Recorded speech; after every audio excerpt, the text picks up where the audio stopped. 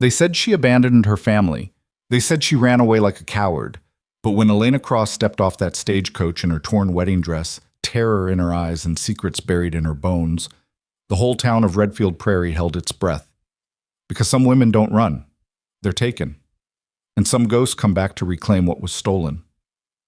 Stay with me until the end of this story, hit that like button, and comment what city you're watching from so I can see how far Elena's journey reaches. Because what happened next changed everything.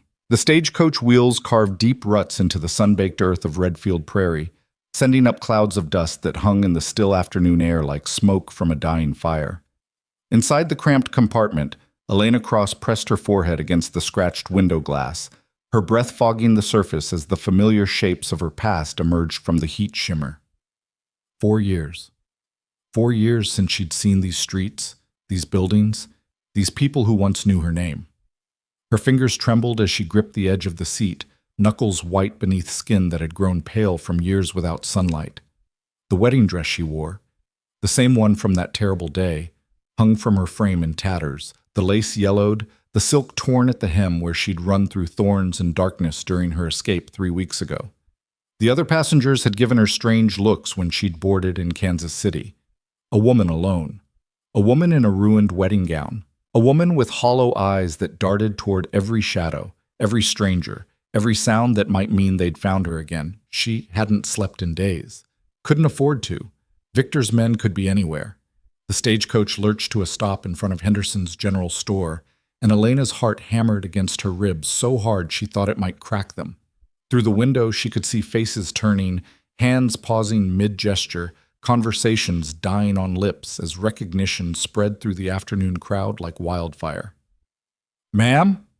The driver's voice filtered through her panic. "This is your stop, ma'am?"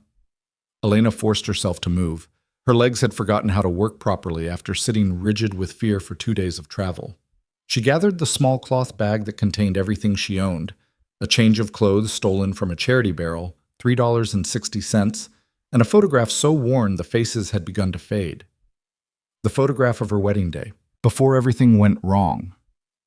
The door opened, and September heat rushed in like a physical force. Elena stepped down onto the wooden sidewalk, and the world she'd left behind crashed into her like a wave. "Sweet, merciful heaven," someone whispered. "Is that? Can't be. She's dead. Everyone knows she's dead. Or she ran off, that's what I heard. Left her husband and that baby boy without so much as a note." Elena's eyes swept the street, taking in the faces that had once been familiar. Mrs. Henderson stood in the doorway of the general store, her mouth forming a perfect O of shock. The Thompson brothers had stopped loading their wagon, hands frozen on a barrel of flour. Old Samuel Pritchard sat on his usual bench outside the telegraph office, his pipe forgotten halfway to his lips. And standing outside the saloon, his back against the hitching post and his arms crossed over his chest, was Caleb, her husband. The man she'd left, been torn from, 4 years ago. He hadn't changed much. Still tall, still broad-shouldered, still wearing that same brown Stetson that shadowed his eyes. But there was something new in the set of his jaw, something hard in the way he held himself. The easy smile she remembered was gone, replaced by a mouth drawn into a thin line. Their eyes met across the dusty street, and Elena felt the earth tilt beneath her feet. He didn't move, didn't speak, just stared at her like she was a ghost he'd buried long ago and had no desire to see resurrected. "Caleb," she whispered, knowing he couldn't hear her from this distance, knowing it didn't matter anyway. "Mrs. Cross?" The voice behind her made Elena spin around, her body coiling with the instinct to run that had kept her alive these past weeks. But it was only Reverend Matthews, his kind face creased with confusion and something that might have been concern. "Elena? Is that really you?" Yes, it's me." Her voice came out rough, unused. She'd barely spoken to anyone during her journey home. "But everyone thought." The Reverend seemed to catch himself, glancing toward Caleb and then back to Elena. "Where have you been, child?" Before Elena could answer, a woman's sharp voice cut through the gathering crowd. "I'll tell you where she's been." Margaret Wilcox pushed through the cluster of onlookers, her face flushed with righteous indignation. Off living her own life while her husband struggled to raise that boy alone. Abandoned them, she did. And now she has the nerve to come back? You don't know what happened, Elena said quietly, but her words were drowned out by the murmurs of agreement spreading through the crowd. Shameful is what it is. Poor Caleb, poor little Liam. 4 years without a word. Probably got herself into trouble and now needs somewhere to hide. Each word landed like a blow, but Elena forced herself to stand straighter. She hadn't survived 4 years of hell just to crumble now. Not here. Not in front of these people who knew nothing of what she'd endured. I need to see my son. Elena's voice rang out clear and strong, silencing the whispers. She looked directly at Caleb, willing him to see the truth in her eyes. I need to see Liam. Caleb pushed away from the hitching post and stepped into the street. His boots made hollow sounds on the packed earth as he approached, and Elena had to fight the urge to either run toward him or away from him. She wasn't sure which. He stopped 3 feet away, close enough that she could see the flecks of gold in his brown eyes. Close enough to remember how those eyes used to soften when they looked at her. Close enough to see that they held nothing but suspicion now. You have a lot of nerve, he said, his voice low and controlled, which somehow made it worse than if he'd shouted. Coming back here after what you did. Caleb, please. Let me explain. Explain? A bitter laugh escaped him. You want to explain why you left your newborn son? Why you disappeared in the middle of the night without a word? Why I spent months searching for you, thinking you were dead or hurt or worse, only to realize you'd simply run away? That's not what happened. Elena's hands clenched into fists at her sides. Caleb, I didn't leave you. I didn't leave Liam. I was... Stop. He held up a hand, his jaw working. I don't want to hear it. Not here. Not now. He glanced around at the crowd that had gathered, all watching this reunion with hungry eyes. You want to see Liam? Fine. But he doesn't know you. He doesn't remember you. And I'll be damned if I let you waltz back into his life and destroy the stability I've worked 4 years to give him. He's my son, Elena said, and she heard the desperation creeping into her voice but couldn't stop it. I have a right. You gave up your rights when you left. Caleb's words were like ice. But against my better judgment, I'll give you one chance. One, you can come to the ranch. You can see him. But if you think I'm going to hand him over to a woman who abandoned him once, you're mistaken. Elena wanted to scream, wanted to grab Caleb by the shoulders and shake him until he understood. But she could see in his eyes that he'd built walls around himself, around his heart, around their son. Walls that her words alone wouldn't break down. Thank you, she managed. That's all I ask. A chance. Don't thank me yet. Caleb turned away, then paused. And Elena? Whatever story you've cooked up to explain where you've been, save it. I'm not interested in lies. He walked away, leaving Elena standing in the middle of the street, surrounded by judgmental stares and whispered accusations. The Reverend touched her arm gently. Do you have somewhere to stay tonight? He asked quietly. Elena shook her head. She hadn't thought that far ahead. Getting back to Redfield Prairie had consumed every ounce of her energy and will. The church has a small room, Reverend Matthews offered. Nothing fancy, but it's clean and safe. Safe. The word almost made Elena laugh. Nowhere was safe. Not anymore. But she nodded, grateful for the kindness in a sea of hostility. Thank you, Reverend. As he led her down the street toward the small white church at the edge of town, Elena could feel the weight of every eye on her back. The whispers followed her like a shadow. Did you see that dress? Looked half-starved. Guilty conscience, probably. Caleb's better off without her. Elena climbed the steps to the church and stepped inside, grateful when the Reverend closed the door behind them, muting the voices outside. The cool, dim interior smelled of candle wax and old wood. She'd been married in this church, had stood at that altar with Caleb's hand in hers, promising forever. Forever had lasted exactly 8 months. The room is through here, Reverend Matthews said, leading her down a narrow hallway. There's a basin and water for washing. I'll bring you some supper later. You don't have to eat, Elena. The Reverend stopped and turned to face her, his expression kind but serious. I don't know what happened to you. I don't know where you've been or why you left, but I know you, and I knew your parents before they passed.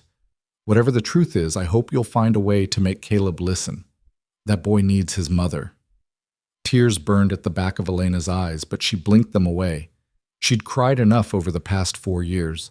Now was the time for strength. "I'll try," she promised. The Reverend left her alone in the small room. It contained a narrow bed, a washstand, and a single window that looked out over the prairie beyond the town. Elena sank onto the bed, finally allowing herself to stop moving, stop running, stop surviving from one moment to the next. She was home. But home didn't want her. Her hand shook as she reached into her bag and pulled out the photograph. The edges were soft from handling, the image faded, but she could still make out the two figures standing in front of this very church. Caleb in his Sunday best, looking nervous and proud. Elena in her mother's wedding dress, the same dress she wore now, though it had been pristine then, white as snow and full of promise. She'd been 3 months pregnant in this photograph, though she hadn't known it yet. Hadn't known that in 5 months she'd give birth to a beautiful baby boy with Caleb's eyes and her dark hair.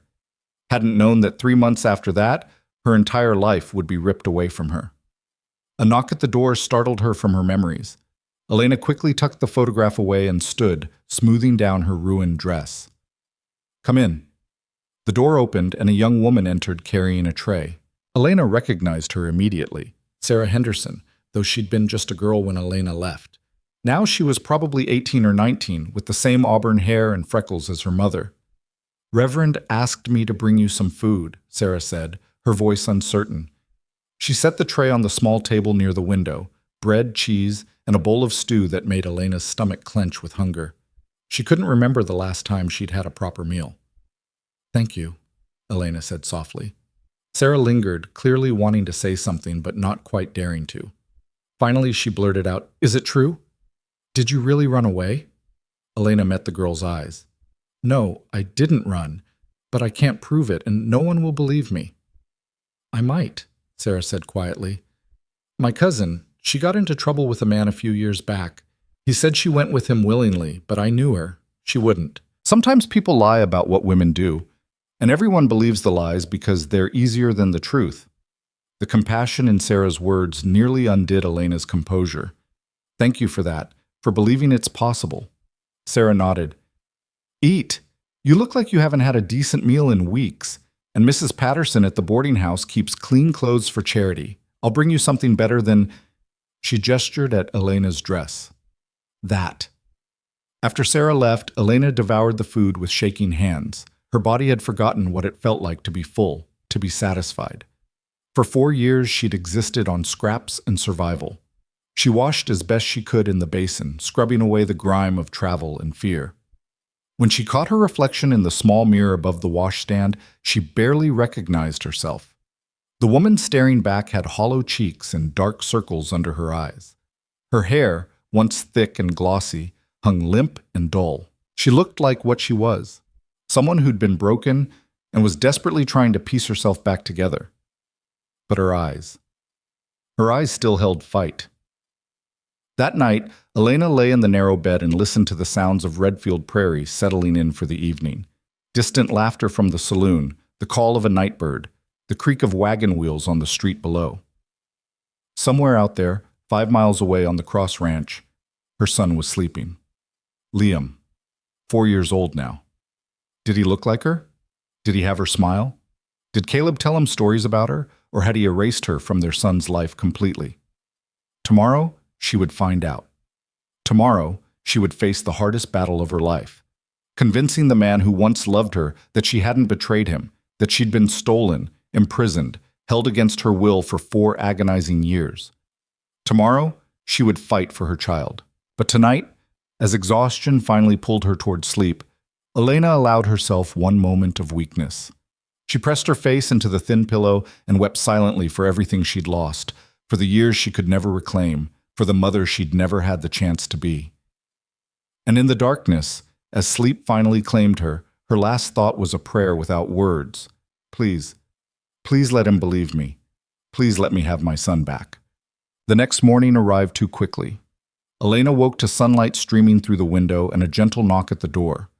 Sarah had returned with a simple cotton dress, worn but clean, and a pair of boots that were only slightly too large. "They're not fancy," Sarah said apologetically as Elena changed. "But they're better than—" "They're perfect," Elena assured her. "Thank you, truly." The dress was a soft blue, faded from many washings but whole. After days in the torn wedding gown, it felt like a gift. Elena braided her hair as best she could, trying to look presentable, trying to look like a woman who deserved to be a mother. When she stepped outside the church, the morning air was crisp and clear. Redfield Prairie was waking up around her. Shopkeepers opening their doors, children running toward the schoolhouse, horses being led from stables. And standing beside a wagon near the church steps was Caleb. He looked like he hadn't slept either. His eyes were shadowed, his jaw tight. When he saw her, something flickered in his expression. Surprise, maybe, at seeing her in normal clothes instead of that ruined dress. But it was gone in an instant, replaced by that same carefully controlled distance. "You're up," he said. Not a greeting, just a statement. "I'm ready," Elena replied. "To see Liam." Caleb nodded once. "Get in the wagon. It's a 30-minute ride to the ranch."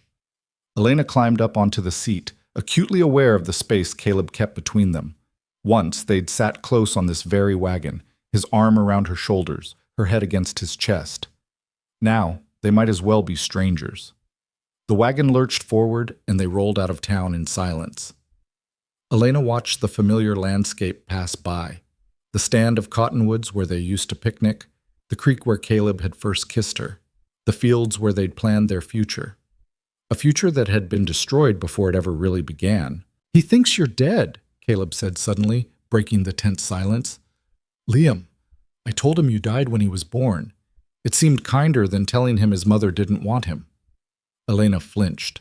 "Caleb, so when you meet him," Caleb continued as if she hadn't spoken, "you're not his mother, you're just a woman visiting. I don't want him confused or hurt by false hope." "False hope?" Elena turned to face him. "I'm his mother. That's not false, that's the truth." "The truth?" Caleb's hands tightened on the reins.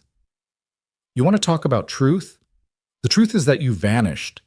The truth is that I came home from selling cattle in Kansas City to find you gone, our son crying in his cradle, and not a single sign of struggle or distress. The truth is that I searched for you everywhere, and the only conclusion that made sense was that you'd left. That's not... The truth is that I found your wedding ring on the dresser." Caleb's voice cracked slightly. "Not lost, not stolen. Placed carefully on the dresser like you were leaving it behind on purpose." Elena's heart stopped. "What?" "Your ring, Elena. You left it behind." "No!" Elena shook her head frantically. "No, I didn't. I was wearing it when they—" She caught herself, but too late. "When they what?" Caleb pulled the wagon to a stop, turning to face her fully for the first time. "When who what?" Elena's mind raced. She hadn't meant to say that, hadn't meant to reveal anything yet. But the words were out now, hanging between them like smoke. "Who took you, Elena?" Caleb's voice was different now, still hard, but with an edge of something else. Uncertainty, maybe, or the faintest hint of hope. "Because that's what you're claiming, isn't it? That someone took you against your will?" "Yes." The word came out as barely a whisper. "Yes, that's exactly what happened." "Who?" "I can't." Elena closed her eyes. "If I tell you now, you won't believe me. You'll think I'm lying, making up stories. And I need you to see me with Liam first. I need you to see that I'm here for him, that I'm not going to leave again. Then maybe you'll listen." Caleb stared at her for a long moment, and Elena could see the war raging behind his eyes, the urge to believe battling against 4 years of pain and anger. 7 days, he said finally. "What?" "I'll give you 7 days at the ranch. You can work.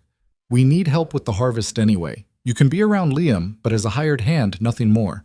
And at the end of 7 days, if you can prove to me, actually prove, not just tell me a story, that you didn't leave us willingly, then we'll talk about what happens next. And if I can't prove it, then you leave, and you don't come back." It wasn't fair. It wasn't nearly enough time.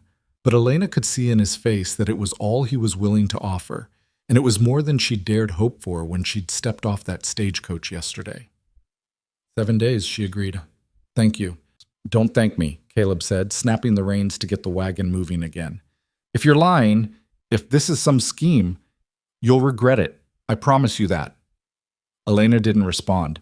She couldn't tell him that she'd already lived through regrets worse than anything he could imagine, that she'd survived things that would break most people, that she'd crawled through hell itself to get back to her son. Instead, she turned her face toward the horizon and watched as the Cross Ranch came into view. The house looked exactly as she remembered, a 2-story wooden structure with a wide porch and a green door she'd painted herself just days before Liam was born. The barn stood strong and red against the prairie sky. The fields stretched out in neat rows, heavy with late-season corn. Home. Except it wasn't anymore. She could see that in every line of Caleb's body, in the way he held himself separate from her. She was a visitor here now. A stranger. The wagon pulled up to the house, and Caleb set the brake. Before Elena could move, the green door burst open, and a small figure came running out. Elena's breath caught in her throat. Liam. Her son was beautiful, dark hair, her hair curling at the edges. Caleb's brown eyes, wide and bright. He wore small denim overalls and a checked shirt, and his face was split in a huge grin as he ran toward the wagon. Papa, you're back! Did you bring supplies from town? Can I help unload? In a minute, son, Caleb said, his voice softening in a way it never had when he spoke to Elena. First, I want you to meet someone. This is Miss Elena. She's going to be helping out around the ranch for a while. Liam looked up at Elena with open curiosity and absolutely no recognition. Why would he? He'd been 3 months old when she was taken. He had no memory of her, no connection to the woman who'd carried him, birthed him, loved him with every fiber of her being. Hello, ma'am, Liam said politely, exactly as Caleb must have taught him. Elena climbed down from the wagon on shaking legs. She wanted to sweep him into her arms, to hold him close, to tell him everything, but she could only smile through the tears threatening to spill over. Hello, Liam, she managed. It's very nice to meet you. Are you going to help with the horses? I help with the horses. I'm real good at it, but I'm not big enough for the big ones yet. Papa says maybe next year. I'm sure you're an excellent helper, Elena said, her voice thick. Caleb stepped between them, placing a hand on Liam's shoulder. Why don't you go find Mr. Jesse and tell him we'll need an extra hand for the harvest work? Miss Elena will be staying in the small cabin out back. Yes, sir. Liam took off running toward the barn with all the boundless energy of a 4-year-old. Elena watched him go, her heart in her throat. The cabin's basic, Caleb said, his voice businesslike. Bed, stove, lamp. You'll eat with the hands in the bunkhouse at sunrise, noon, and supper. Work starts at first light. I understand. And Elena? Caleb waited until she looked at him. I meant what I said. 7 days, that's all. Don't make me regret this. He walked away, leaving Elena standing alone in the yard of what used to be her home, watching her son play in the distance with no idea who she really was. 7 days to prove the impossible. 7 days to reclaim her life. 7 days to make her husband believe a truth that sounded like fiction. Elena picked up the small bag Sarah had given her and walked toward the cabin. It was tiny, barely more than a shack, but it had 4 walls and a roof. After 4 years of imprisonment, it felt like freedom. She set her bag on the narrow bed and looked out the single window. From here, she could see the main house, could see Liam playing with a rope in the yard, laughing as he tried to make a lasso like his father's. Her son was so close and yet completely out of reach. But Elena hadn't survived Victor Hale's cruelty and escaped his prison just to give up now. She was a mother fighting for her child, and there was no force on earth stronger than that. As the sun climbed higher in the sky and the ranch came alive with activity, Elena Cross made herself a silent promise. 7 days. She would make them count. The work bell rang at 4:30 the next morning, shattering what little sleep Elena had managed to find. She'd spent most of the night staring at the ceiling of the tiny cabin, listening to the unfamiliar sounds of the ranch settling around her, sounds that should have been familiar but felt foreign after 4 years away. She dressed quickly in the dim pre-dawn light, pulling on the work clothes Sarah had included in the bag, a pair of men's trousers that she had to roll at the ankles, and a heavy cotton shirt that smelled of lye soap. Her hands fumbled with the buttons, still weak from malnutrition, and the tremors that came whenever she thought about Victor finding her. Outside, the ranch was already stirring. Lantern light spilled from the bunkhouse windows, and she could hear the low voices of men preparing for the day. Elena took a deep breath and walked toward the sound, her two large boots crunching on the gravel path. The bunkhouse fell silent when she pushed open the door. 6 men sat around a long wooden table, plates of eggs and biscuits in front of them. They all turned to stare at the woman standing in the doorway. Elena recognized some of them: Jesse Parker, who'd worked for Caleb since before they were married; young Tommy Chen, who couldn't have been more than 16. But there were new faces too, men who'd been hired after she disappeared. "Morning," Elena said quietly, unsure where she was supposed to sit or if she was even welcome at this table. "Miss Cross."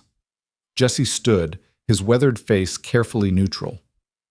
"There's a plate for you here. Coffee's hot." Elena moved to the empty seat he indicated, acutely aware of every eye tracking her movements. She sat down and picked up the fork, trying to ignore the weight of their stares. "Boys," Jesse said firmly, "we got a long day ahead. Eat up." Conversation resumed slowly, though it was more muted than before. Elena ate mechanically, the food tasteless despite her hunger. She could feel the questions hanging in the air, unspoken but present. Where had she been? Why had she come back? What did she want? The door opened again and Caleb entered. His eyes swept the room and landed on Elena for just a moment before moving away. "Jesse, I need you and the boys on the north field today. The corn's ready. Tommy, you're with me repairing the fence line on the eastern pasture." "What about Miss Cross?" Jesse asked. Caleb's jaw tightened. "She'll be working the vegetable garden and helping Mrs. Murphy in the house. Light work to start." Elena set down her fork. "I can do more than that. I grew up on a farm. I know how to work." "I'm sure you do," Caleb said, his tone flat. "But I don't know what kind of shape you're in after, wherever you've been. Start with the garden. We'll see how it goes." It was a dismissal, and they both knew it. He was giving her the work reserved for women and children, keeping her away from the real labor of the ranch, keeping her separate from his life. Elena wanted to argue, but one look at his face told her it would be pointless. She nodded once and returned to her breakfast. After the meal, the men filed out to begin their day. Elena helped clear the plates, then made her way to the main house. The green door, her door, once upon a time, felt like a barrier now. She knocked softly. Mrs. Murphy answered, a round-faced woman in her 50s with sharp eyes and flour on her apron. "So you're the one," she said without preamble. "The wife who vanished." "I'm Elena," she replied, refusing to be reduced to whispers and rumors. "Mr. Cross said you might need help in the house." Mrs. Murphy studied her for a long moment, then stepped aside.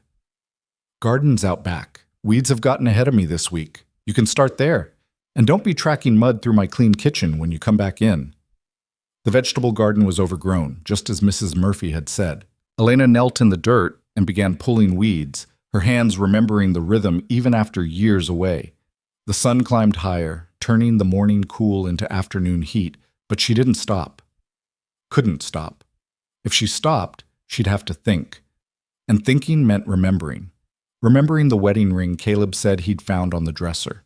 She'd been wearing it that night, she was sure of it, which meant someone had come back for it after taking her. Someone had staged her disappearance to look voluntary. Victor.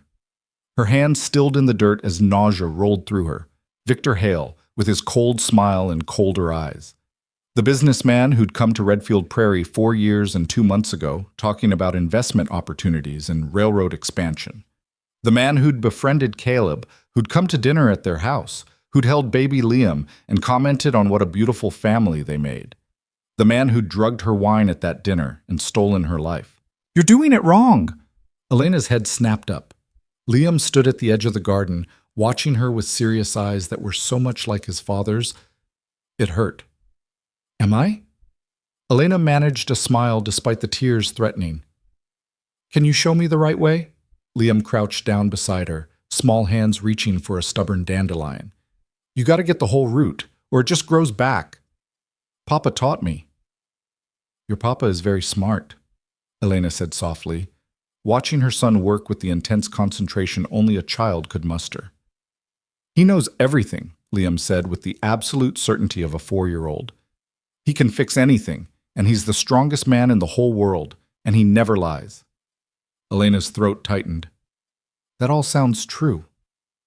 They worked in companionable silence for a while, pulling weeds and tossing them into a bucket. Liam chattered occasionally about the ranch, about his favorite horse, about the barn cat who'd just had kittens. Mrs. Murphy says you're going to be here for a little while, Liam said suddenly. Are you running away from something? The question, so innocent and so perceptive, caught Elena off guard. What makes you ask that? Liam shrugged, still focused on his weeding. Papa says people only come to ranches when they got nowhere else to go. And you look scared sometimes. Like when Shadow, that's the big black horse, gets spooked by thunder. Elena's hands stilled. This child, her child, saw too much. I'm not running away anymore, she said carefully. I'm trying to come home. But this isn't your home, Liam pointed out with child logic. Your home's somewhere else, isn't it? It used to be here, Elena whispered, a long time ago. Before Liam could respond, Caleb's voice called from the barn. Liam, time for your lessons with Mrs. Murphy. Coming, Papa. Liam jumped up, then paused. You're nice, he said to Elena. I hope you stay for a while. He ran off towards the house, leaving Elena kneeling in the dirt with tears streaming down her face. She'd spoken to her son, worked beside him, heard his voice and his thoughts. For 4 years she'd dreamed of nothing else. But he didn't know her. To him, she was just a stranger who was nice. Elena wiped her eyes and returned to her work with renewed determination. 1 day down, 6 to go. The pattern repeated itself over the next 3 days. Wake before dawn, eat with the silent ranch hands, work in the garden, or help Mrs. Murphy with household tasks, steal moments with Liam when she could. The work was hard. Her body had grown weak during her imprisonment, but Elena welcomed the ache in her muscles. It meant she was alive. It meant she was free. The ranch hands slowly grew more comfortable around her. Jessie started nodding good morning. Tommy asked her opinion on the best way to preserve tomatoes. Even the newer hands stopped staring quite so openly. But Caleb remained distant. He spoke to her only when necessary, and never about anything that mattered. At meals, he sat at the opposite end of the table. When he came to the house to see Liam, he waited until Elena left the room. On the 4th morning, Elena woke to find Jessie waiting outside her cabin. Mr. Cross wants you in the North Field today, he said, his expression unreadable. Says, if you claim you can do real work, it's time to prove it. Elena's heart leaped. The field meant working alongside the men. It meant Caleb was testing her, giving her a chance to show her strength, or giving her rope to hang herself with. The North Field stretched across 20 acres of gently rolling land, thick with corn ready for harvest. The work was backbreaking, cutting stalks, bundling them, loading the wagon. The sun beat down mercilessly, and within an hour Elena's hands were blistered and bleeding. She didn't stop. Jessie worked beside her, his movements efficient and practiced. You don't have to kill yourself, he said quietly. Pace yourself, or you won't make it to noon. I'll make it, Elena said through gritted teeth. And she did. When the lunch bell rang, she was still standing, though her legs shook and her hands could barely grip the water dipper. The other hands looked at her with something new in their eyes. Not quite respect, but not dismissal either. Caleb rode up on his horse as they were eating. His eyes swept over Elena, taking in her sweat-soaked shirt, her bleeding hands, the exhaustion she couldn't quite hide. And something flickered in his expression. Jessie says you've been keeping pace, he said. I told you I could work, Elena replied. So you did. Caleb dismounted and walked to the water barrel, filling a dipper and drinking deeply. There's salve in the barn for those hands. Use it tonight, or you won't be able to hold anything tomorrow. It was the closest thing to concern he'd shown her since she'd arrived. Elena nodded, not trusting her voice. That evening, after the work was done and supper was eaten, Elena sat on the steps of her cabin and carefully applied the salve to her ruined hands. The pain was sharp and immediate, but she'd learned to breathe through pain. 4 years with Victor had taught her that. You're stubborn, Elena looked up to find Caleb standing a few feet away, his hands in his pockets, his expression unreadable in the gathering dusk. "I learned to be," she said simply. "Jesse thinks I'm working you too hard. Says you're going to collapse if I keep this up." "I won't collapse." "No," Caleb agreed. "I don't think you will. You're different than you were before. Harder, somehow." Elena finished bandaging her hands before responding. "People change when they have to survive." "Survive what, Elena?" Caleb moved closer, sitting down on the steps beside her, but careful to maintain distance. "You keep hinting at some terrible thing that happened to you, but you won't say what it was. You won't give me any proof. You just expect me to believe that you didn't leave us by choice." "I know how it looks," Elena said quietly. "I know what you found. The ring on the dresser, no signs of struggle. I know it looks like I ran away. But Caleb, someone very clever made it look that way. Someone who wanted you to think I'd abandoned you." "Who? Who would do that? Who would want to take you?" Elena closed her eyes. This was the moment she'd been dreading, because the truth sounded insane. Victor Hale. The silence that followed was deafening. When Elena opened her eyes, Caleb was staring at her with an expression of complete disbelief. "Victor Hale," he repeated slowly. "The railroad investor. The man who bought the Patterson property and brought jobs to this county. That Victor Hale." "Yes." "The man who helped me search for you when you disappeared. The man who offered a reward for information about your whereabouts. That Victor Hale." Elena's stomach dropped. "He helped you search?" "For 3 months." Caleb stood abruptly, pacing away from her. "He organized search parties. He hired Pinkerton agents. He spent his own money trying to find you." He turned back to face her, anger burning in his eyes now. "And you're telling me he's the one who took you? Do you hear how insane that sounds?" "I know how it sounds," Elena said desperately, standing to face him. "I know it doesn't make sense, but think about it, Caleb. Who better to deflect suspicion than the man organizing the search? Who better to control the investigation than the man funding it?" "Why?" Caleb's voice rose. "Why would a wealthy businessman kidnap a rancher's wife? What possible reason could he have?"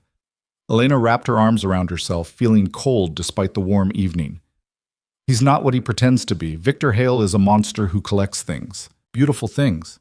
Women. He has a house in Kansas City, a mansion on the outside, a prison on the inside. There were 5 of us there when I finally escaped. 5 women he'd taken over the years, all of us stolen from our lives and locked away for his entertainment." The word felt dirty on her tongue, inadequate to describe what Victor had done, what he'd made them endure. Caleb shook his head slowly. "If this is true, and that's a very big if, why didn't you go to the police when you escaped? Why come here instead?" "Because Victor owns the police in Kansas City. He owns judges and politicians and railroad officials. The one time I tried to tell someone, 3 years ago, when a new servant came to the house, Victor found out.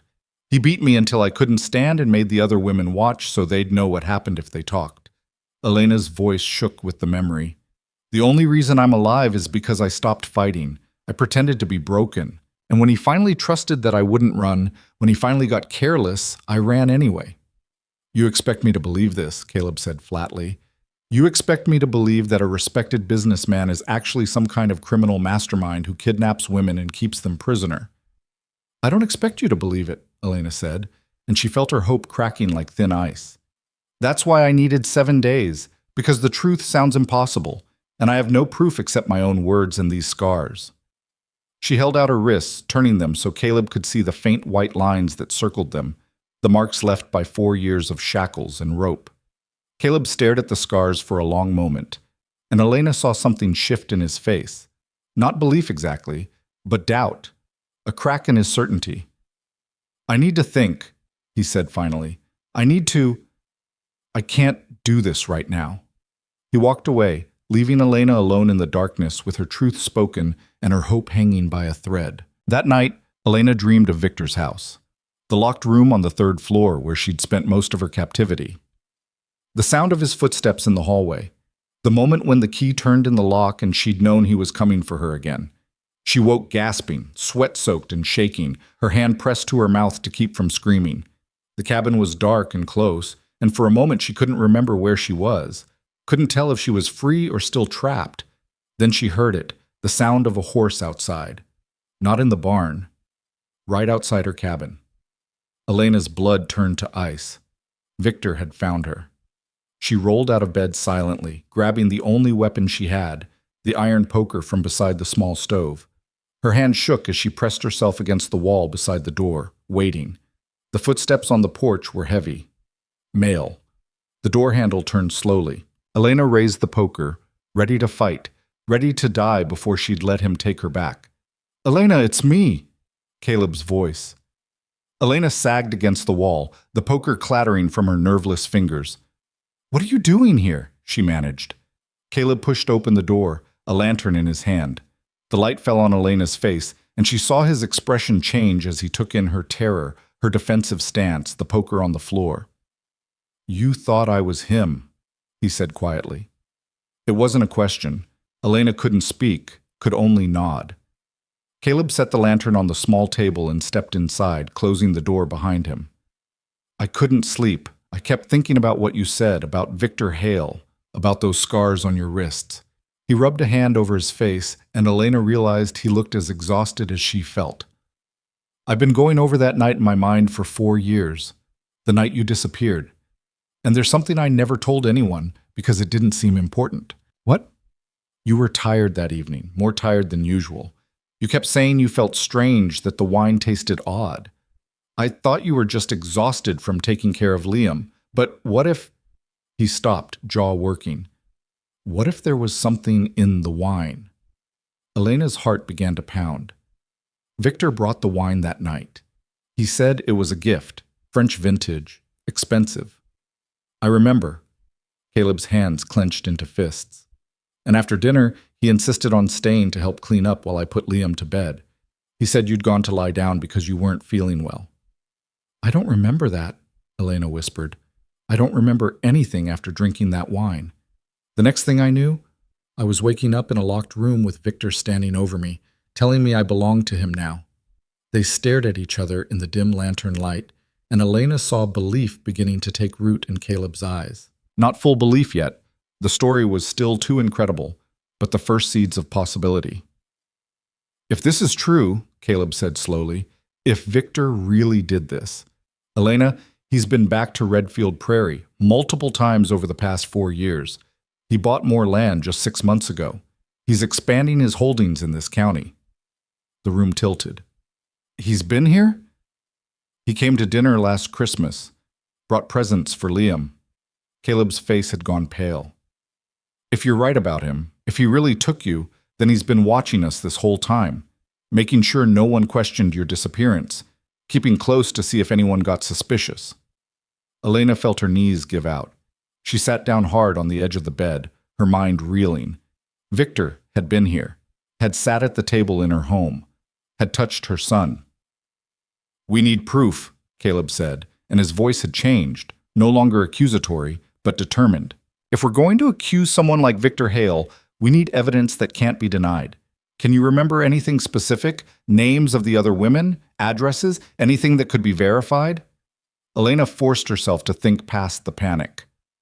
The house was on Westport Avenue, a 3-story brick mansion with black shutters and a garden surrounded by a high wall. There was a housekeeper named Mrs. Brennan. She was the one who drugged our food to keep us compliant, and the other women... She closed her eyes, bringing their faces into focus. Catherine Walsh from St. Louis. She'd been there the longest, almost 7 years. Margaret, something from Chicago. Alice Pemberton from Boston. And Sarah, just Sarah. She never told us her last name or where she was from. Caleb pulled a small notebook from his pocket and began writing. What else? Victor had business associates who visited sometimes. They knew about us. One was named Garrett. I don't know his first name. He wore a ring with a blue stone. And there was a lawyer, Thomas something. Caldwell? Caldwell, I think. He handled paperwork for Victor. That's good, Caleb said, still writing. That's something we can check. What about when you escaped? How did you get out? Elena wrapped her arms around herself. There was a fire in the kitchen. Mrs. Brennan tried to put it out, and in the confusion, she left the keys within reach. I grabbed them and ran. I didn't have time to free the others. I could hear Victor shouting, people running. I ran." Her voice broke on the last word. "I left them there. Catherine, Margaret, Alice, Sarah. I saved myself and left them." "You survived," Caleb said firmly. "You got out and you came back for your son. That's not abandonment, that's strength." The words, coming from him after days of distance and doubt, nearly broke Elena completely. She looked up at him through tears.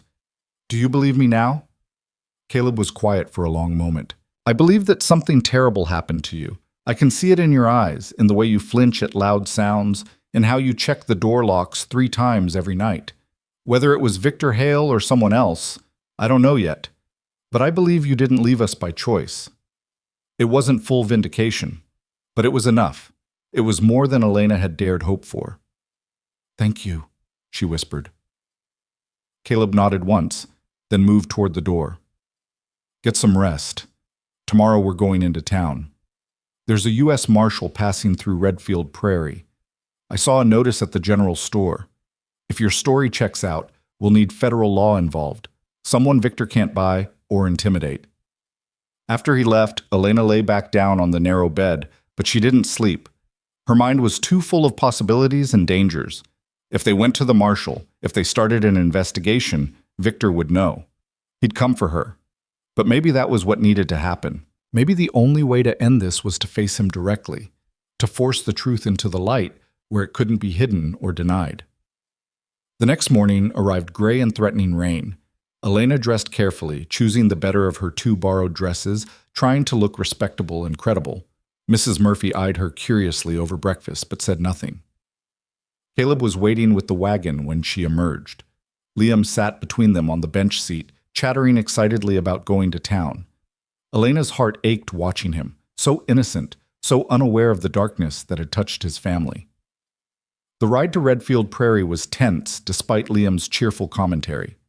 Elena watched the road behind them obsessively, looking for riders, for any sign that Victor's men had found her trail. The town was busier than last time, with farmers bringing in late harvest goods and travelers stopping to rest. Caleb pulled the wagon up in front of the sheriff's office, and Elena saw the marshal's horse tied outside, a tall bay with federal brands. "Liam, you go to Mrs. Henderson's store," Caleb said, lifting his son down. "Tell her to give you a peppermint stick and put it on my account." "Yes, sir!"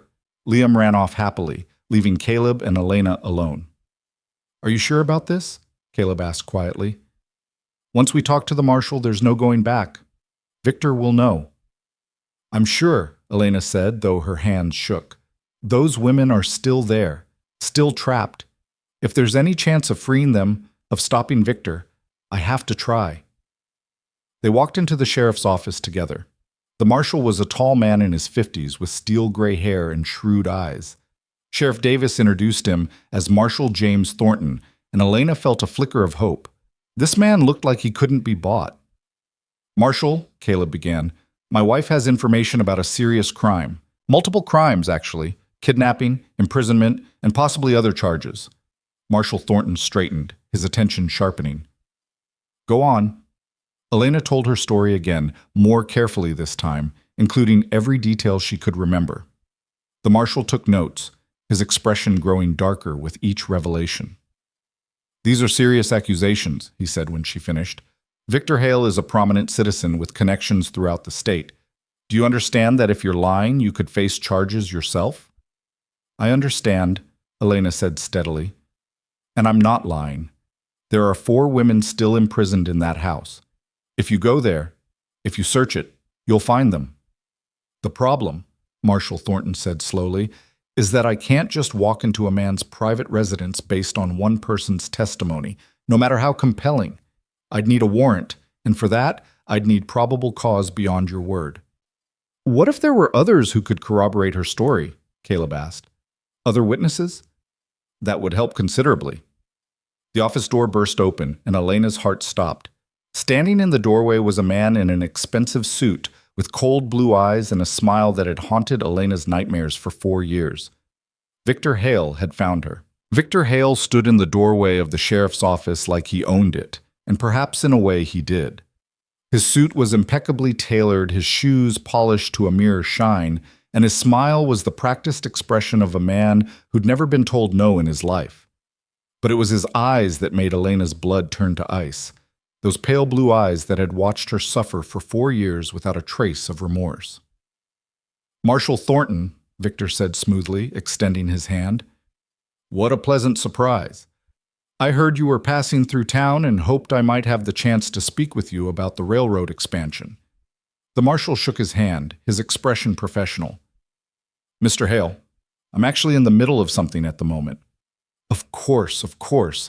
Victor's gaze slid to Elena, and she saw the flash of recognition, quickly masked. "I don't mean to interrupt. I was just stopping by to see Sheriff Davis about—" He paused, his eyes widening as if in sudden realization. "Elena? Elena Cross? My heavens, is that really you?" Elena couldn't speak, couldn't move. Her body had locked up completely, every instinct screaming at her to run, but her legs wouldn't obey. Caleb stepped between them, his hand moving protectively to Elena's arm. "Mr. Hale." "Caleb!" Victor's smile broadened, though it never reached his eyes. "This is extraordinary. Simply extraordinary. Your wife, after all these years, where on earth have you been, my dear? We searched everywhere for you." "I know exactly where I've been," Elena managed, forcing the words past her constricted throat. "You know, too." Victor's expression shifted to one of concern, so genuine-looking that Elena might have believed it herself if she hadn't known better. "I'm sorry? I'm afraid I don't understand." "Mr. Hale," Marshal Thornton interjected, his tone measured. "Perhaps you should hear what Mrs. Cross has been telling us." "By all means." Victor moved further into the room, and Elena instinctively backed away until her shoulders hit the wall. He noticed, and his eyebrows rose in apparent confusion. "Elena, my dear, you seem frightened. Has something happened? Caleb, is everything all right?" "Stop," Elena said, her voice stronger now as anger began to burn through her fear. "Stop pretending. Stop acting like you don't know exactly what you did." "I genuinely don't know what you're talking about." Victor turned to the marshal, his expression bewildered. "Has she been ill? She seems quite distressed." "Mrs. Cross has made some serious allegations," Marshal Thornton said carefully, "about being held against her will for the past 4 years. In Kansas City." "Kansas City?" Victor's shock appeared flawless. "But I have a residence there. Surely she's not suggesting—" He stopped, his face transforming into an expression of dawning horror. "You can't possibly think I had anything to do with her disappearance? Marshal, I helped search for this woman. I spent thousands of dollars trying to find her." "I know you did," the marshal said, "which is why her accusations are particularly troubling." Victor shook his head slowly, and when he looked at Elena again, his eyes held something that made her stomach turn. Pity. False pity, manufactured perfectly for his audience. "Elena, I don't know what's happened to you or what you've been through, but I assure you I had nothing to do with your disappearance. I was as devastated as everyone else when you vanished." "You drugged my wine," Elena said, her hands clenching into fists. "You waited until Caleb was putting Liam to bed, and then you took me. You locked me in a room on the 3rd floor of your house on Westport Avenue. You kept me there for 4 years." "Westport Avenue?" Victor frowned thoughtfully. "I do have a property there, yes. My primary residence when I'm in the city. But Elena, I can assure you there's no locked room, no imprisoned women. It's simply a house." "Then you won't mind if the marshal searches it," Caleb said sharply. "I wouldn't mind at all," Victor replied smoothly. "Though I'd need to see a warrant, of course. One can't simply allow strangers to rummage through one's private home without proper legal authority. I'm sure you understand, Marshal." Marshal Thornton's jaw tightened. "Of course." "But I'm more concerned about Elena's state of mind," Victor continued, his voice dripping with false concern. 4 years is a long time to be missing. Who knows what she's experienced? The trauma could have affected her memory, her perception of events. Perhaps she's confused about who held her captive." "I'm not confused," Elena said through gritted teeth. "And I'm not the only one. There are 4 other women in that house. Catherine Walsh, Margaret from Chicago, Alice Pemberton, and Sarah. They're still there, still prisoners." Victor's expression grew somber. These names mean nothing to me. But Elena, if you were truly held captive somewhere, I hope the authorities find those responsible. It's a terrible thing, what you're describing, but I promise you it wasn't me. You're lying, Elena said, her voice rising. You're a liar and a monster, and I can prove it. How? The question was gentle, almost kind, but Elena heard the challenge beneath it. How can you prove something that isn't true? Elena faltered. How could she prove it? She had no physical evidence, no witnesses beyond the women who were still trapped. Her word against his, and he had money, influence, respectability. The scars, Caleb said suddenly. Elena has scars on her wrists from being shackled, fresh enough that they couldn't be more than a few years old. Victor's eyes flickered to Elena's wrists, then back to Caleb. Scars prove she was restrained somewhere, certainly, but they don't prove it was in my home or by my hand. I hate to suggest this, but perhaps wherever she was, whoever held her, they told her things, convinced her of things that weren't true. It's not uncommon in cases of prolonged captivity. Victims sometimes misidentify their captors due to psychological manipulation. It was masterful, Elena had to admit. He was planting doubt, offering alternative explanations, positioning himself as the concerned friend rather than the accused criminal. And she could see it working in the marshal's eyes, in the sheriff's uncertain expression. There's one way to settle this, Marshal Thornton said finally. Mrs. Cross, you claim there are women imprisoned in Mr. Hale's residence on Westport Avenue. If that's true, they'll still be there. I can request a warrant from the federal judge in Kansas City, have the property searched. By all means, Victor said immediately. I insist upon it, in fact. My reputation has been called into question, and I want it cleared. Search my home, Marshal. You'll find nothing but servants and my own private quarters. Elena's heart sank. He was too confident, too calm, which meant he'd already moved the women, or worse. How long will it take to get a warrant? Caleb asked. A week, perhaps 2, the marshal replied. I'll need to travel to Kansas City, present the allegations to a judge, and secure proper authorization. 2 weeks? Elena's voice cracked. In 2 weeks, he'll have moved them. He'll have erased every trace of evidence. Then it will prove your accusations are false, Victor said gently. Elena, I truly hope you get the help you need. Whatever you've been through has clearly traumatized you deeply. The door to the office burst open again, and this time it was Sarah Henderson, her face flushed and worried. Mr. Cross, sir, I'm sorry to interrupt, but Liam... Caleb was moving before she finished. What about Liam? He wandered off while I was helping a customer. I thought he just went outside, but I can't find him anywhere. I've looked all over. Elena's world tilted sickeningly. She looked at Victor and saw something flicker in his eyes. Satisfaction, quickly hidden. Oh dear, Victor said. A missing child. How terrible. I'll help you search, Caleb. We all will. But Elena knew. She knew with absolute certainty that Victor had taken her son. Caleb was already running for the door, Sarah following behind him. Marshal Thornton and Sheriff Davis exchanged glances and moved to follow. Wait, Elena said, her voice cutting through the sudden chaos. He has him. Victor has Liam. Everyone stopped, turned to stare at her. Elena, Caleb's voice was strained, desperate. Not now, we need to find... He took our son, Elena said, looking directly at Victor, just like he took me. This is what he does. He takes what belongs to other people. Victor's mask of concern didn't slip.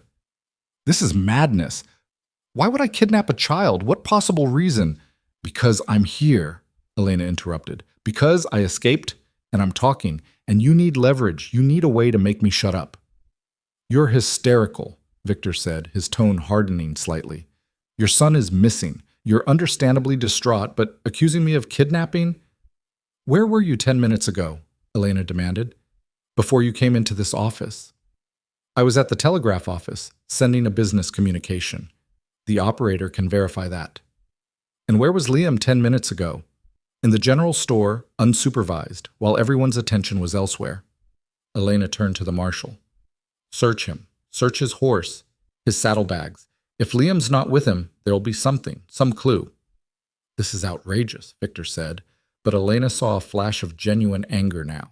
Marshall, surely you don't believe. I believe we should search for the boy, Marshall Thornton said carefully. And yes, Mr. Hale, I think it would be prudent to check everyone in town who had the opportunity, including you. Victor's jaw tightened, but he spread his arms in a gesture of cooperation. By all means, search me. Search my horse. You'll find nothing because I've done nothing.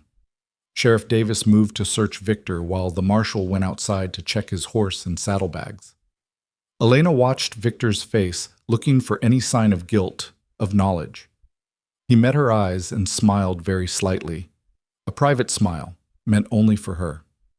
And in that smile, Elena saw the truth.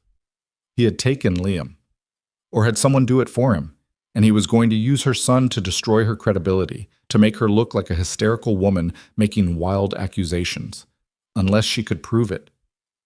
Caleb, she said quietly, urgently. The telegraph office. What was the message Victor sent? Caleb looked at her, confusion and fear warring in his expression. What does that matter, our son? Trust me, please. The message matters. Something in her voice must have convinced him, because Caleb turned and ran for the telegraph office. Elena followed, dimly aware of Victor calling after them, of the sheriff trying to restore order. The telegraph operator was a nervous young man named Peter who startled when they burst through the door. Mr. Cross, what's... The message Victor Hale sent, Caleb said. What did it say? I can't reveal the contents of private communications, Peter stammered. It's against regulations. My son is missing, Caleb said, his voice dangerous. And that message might tell us where he is. Show me. Now. Peter's hand shook as he pulled out the copy he'd kept. Standard practice for all messages sent. Caleb snatched it and read, his face going white. Elena looked over his shoulder and saw the words that confirmed her worst fears. Package secured. Proceed as planned. Expect delivery by evening. It was addressed to someone named Garrett in Kansas City, the same Garrett Elena had mentioned, Victor's associate with the Bluestone ring. This doesn't prove anything, Victor said from the doorway, his voice calm but his eyes cold. Package could mean anything. A business shipment, supplies for the ranch expansion. It means my son, Caleb said, turning to face him. His hand moved to the gun at his hip. Where is he? What have you done with Liam? Caleb, don't, Marshall Thornton said, appearing behind Victor. We'll handle this legally. Legally? Caleb's laugh was bitter. He just kidnapped my son, and you want me to handle it legally? You have no proof that telegram refers to your son, Victor said. You're making assumptions based on the hysteria of a woman who's clearly unwell. I'm not unwell, Elena said, stepping forward. And I'm not hysterical. You made a mistake, Victor. You got arrogant. You thought taking Liam would silence me, would make me look crazy. But all you've done is prove I was telling the truth. I've proved nothing except that you're desperate to blame someone, anyone, for your own choices. Victor's voice was sharp now, the friendly mask cracking. You left your family, Elena. You abandoned your husband and your infant son, and now you're back with some wild story about being imprisoned. And when no one believes you, you accuse an innocent man of kidnapping to deflect attention from your own guilt. Then explain the telegram, Elena said. Explain package secured sent the exact moment my son goes missing.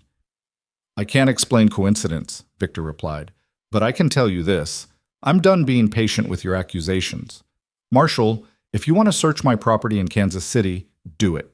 Get your warrant. But until then, I'm leaving. I have business to attend to. He turned to go, but Caleb blocked his path. You're not going anywhere. Am I under arrest? Victor looked at the marshal. Do you have cause to detain me? Marshal Thornton's expression was frustrated. Not legally, no. The telegram is suspicious, but it's not proof of kidnapping, and we still haven't found the boy. Then I'm free to leave. Victor pushed past Caleb, heading for the door. Elena felt something snap inside her.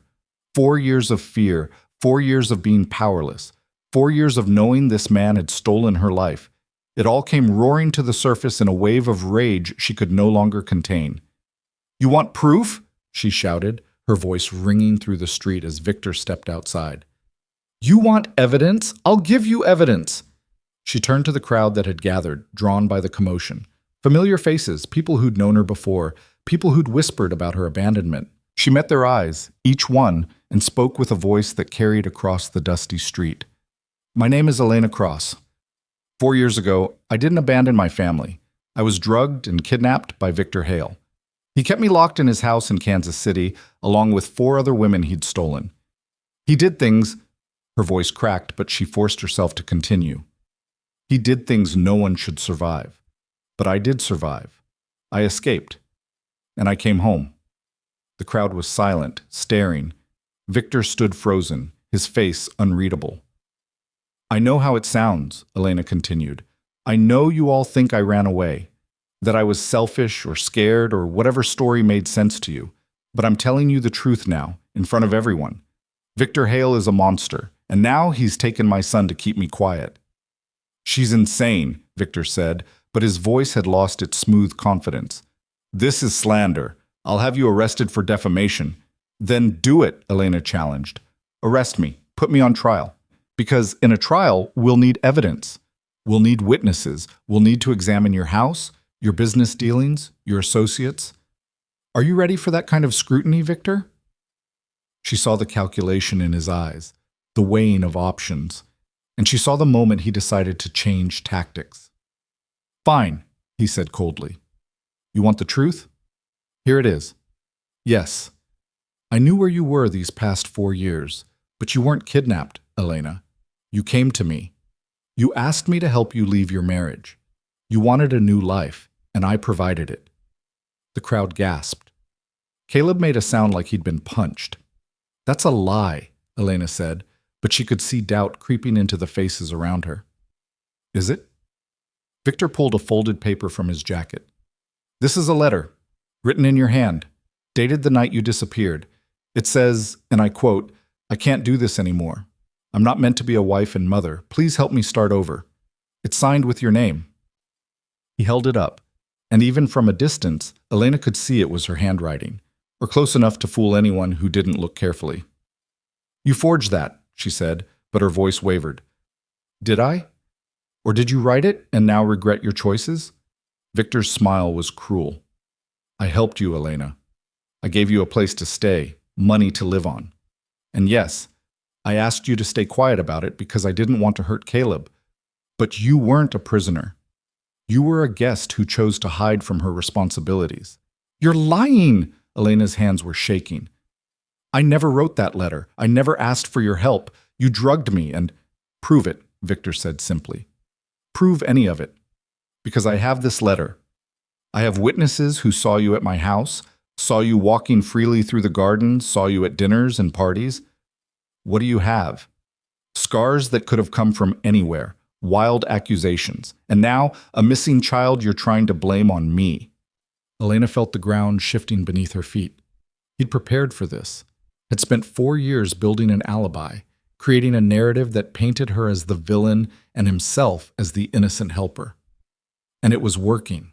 She could see it in the faces of the townspeople, in the uncertainty in Marshall Thornton's eyes. The other women, she said desperately, Catherine, Margaret, Alice, Sarah, they'll tell the truth. They'll prove— What women? Victor spread his hands. Marshall, when you search my house, you'll find servants, employees, no prisoners, and certainly no one who will corroborate this fantasy. Because he'd already moved them, Elena realized, or threatened them into silence. Or worse. She looked at Caleb and saw him staring at the letter in Victor's hand, his expression shattered. He wanted to believe her. She could see that. But the evidence was mounting against her, and they still hadn't found Liam. Where's my son? Caleb said, his voice barely above a whisper. Victor, if you know anything, if there's any chance you can help find him, please. Elena heard the defeat in his voice, and it broke something in her. Caleb was giving up, choosing to believe Victor's lies because the alternative was too painful. Then a voice rang out from the crowd. I can prove she's telling the truth. Everyone turned. Standing at the edge of the gathering was a woman Elena had never seen before, middle-aged, plainly dressed, with iron gray hair and determined eyes. My name is Dr. Sarah Mitchell, the woman said, walking forward. I'm a physician from Kansas City, and I have evidence that will prove everything Elena Cross has said. Victor's face went pale. Who are you? I've never seen you before. No, you wouldn't have, Dr. Mitchell said. "But I've seen you." "I treated one of your servants 6 months ago, a young woman named Catherine who'd been severely beaten. She was terrified, but she managed to tell me about the locked rooms, the imprisoned women. She begged me to help." Elena's heart began to pound. Catherine had gotten a message out, had found a way to reach someone. "I didn't believe her at first," Dr. Mitchell continued. "It sounded too incredible, but I started investigating, asking questions, and I found records, medical records of other women who'd been treated for injuries at your residence, women whose names matched those Elena just mentioned." "This is preposterous," Victor said, but sweat had appeared on his forehead. "You're conspiring with her. You've been paid to eat." "I have documentation," Dr. Mitchell cut him off. She pulled a folder from her bag. Hospital records, police reports that were mysteriously buried, and sworn statements from 3 of the women Elena mentioned. They managed to smuggle letters out through a sympathetic servant. She handed the folder to Marshal Thornton, who opened it and began to read. His expression darkened with each page. "These are serious allegations," he said quietly. "Mr. Haley, I think you'd better come with me." "I want my lawyer," Victor said immediately. "You have no right." "I have every right," the marshal said. "You're being detained for questioning regarding multiple counts of kidnapping and false imprisonment. And Mr. Hale, if that boy isn't found safe, you'll be facing murder charges too." 2 deputies Elena hadn't noticed before moved forward, flanking Victor. His mask finally shattered completely, revealing the cold rage beneath. "You think you've won," he said, looking at Elena. "You think this is over? Even if they lock me up, you'll never be free. You'll spend the rest of your life looking over your shoulder, wondering if someone I've paid is coming for you, wondering if your son is safe. That's the prison you'll live in now." "Take him away," Marshal Thornton ordered. As the deputies led Victor toward the jail, Elena felt her knees give out. Dr. Mitchell caught her, supporting her weight. "How did you know to come here?" Elena managed. "Catherine's letter mentioned you by name," Dr. Mitchell said gently. "She said if anything happened to them, if no one believed their story, to find Elena Cross in Redfield Prairie. She said you'd escaped, and that you were the strongest person she'd ever known." Tears streamed down Elena's face. Catherine had trusted her, had believed in her even after Elena had fled without freeing the others. But the relief was short-lived. Caleb grabbed her shoulders, his face desperate. "Liam," he said.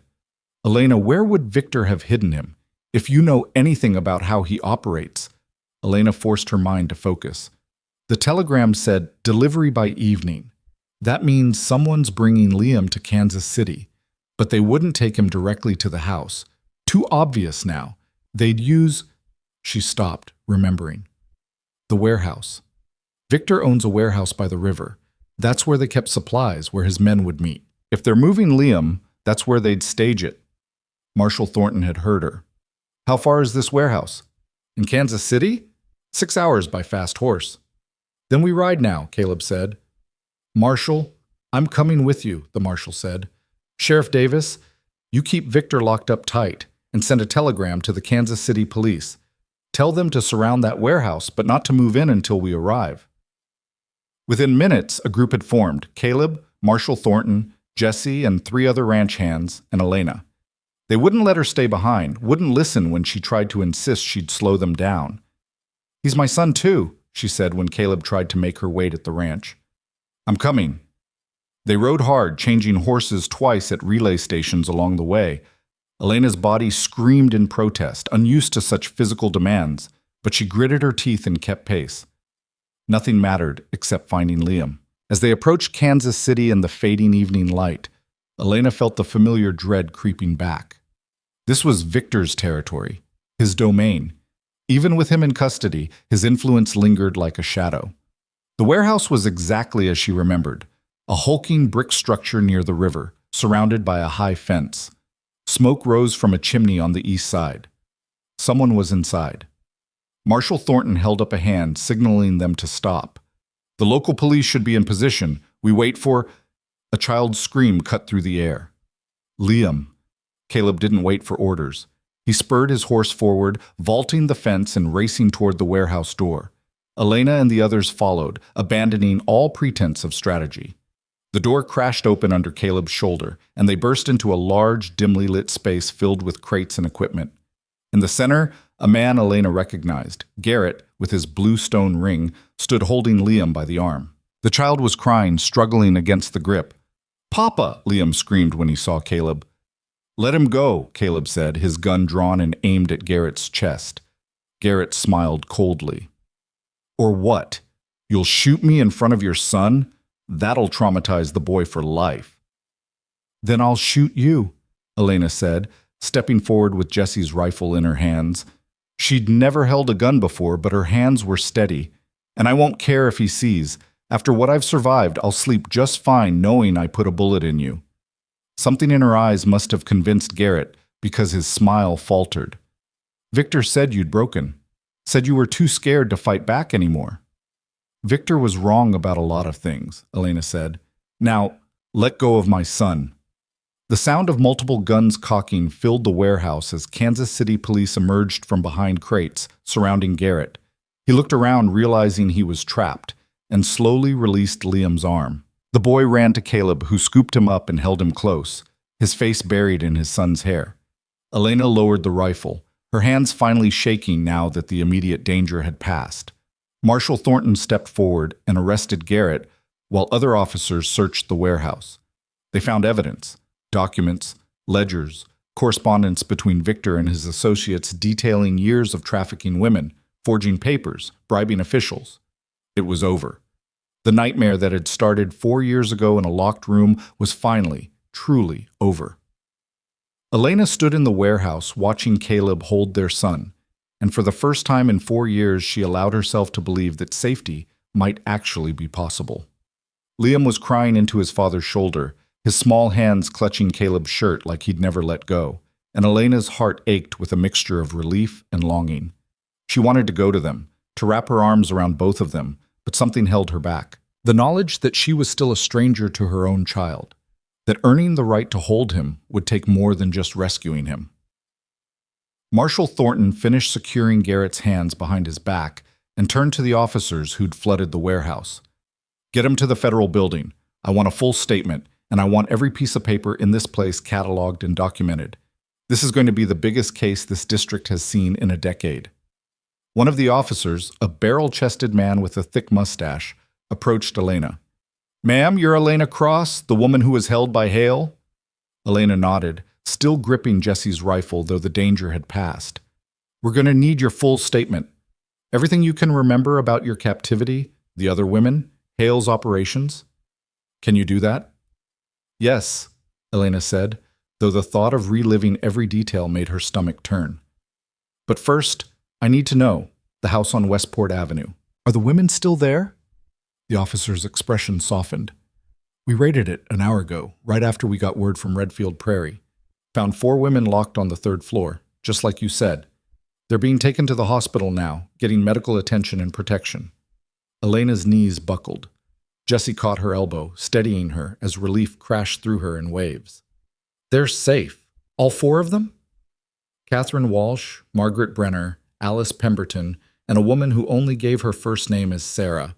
"Yes, ma'am. They're all safe now, thanks to you." The tears came then, hot and unstoppable. Elena had carried the guilt of leaving them behind for 3 weeks, tormented by the thought that her escape had condemned them to worse treatment. But they were free. They were safe. "Elena." Caleb's voice was quiet, uncertain. She looked up to find him standing a few feet away, Liam still in his arms, but watching her now with red-rimmed eyes. "Liam wants to thank you for helping find him." Elena wiped her face quickly and managed a smile for her son. "You don't have to thank me, sweetheart. I'm just glad you're safe."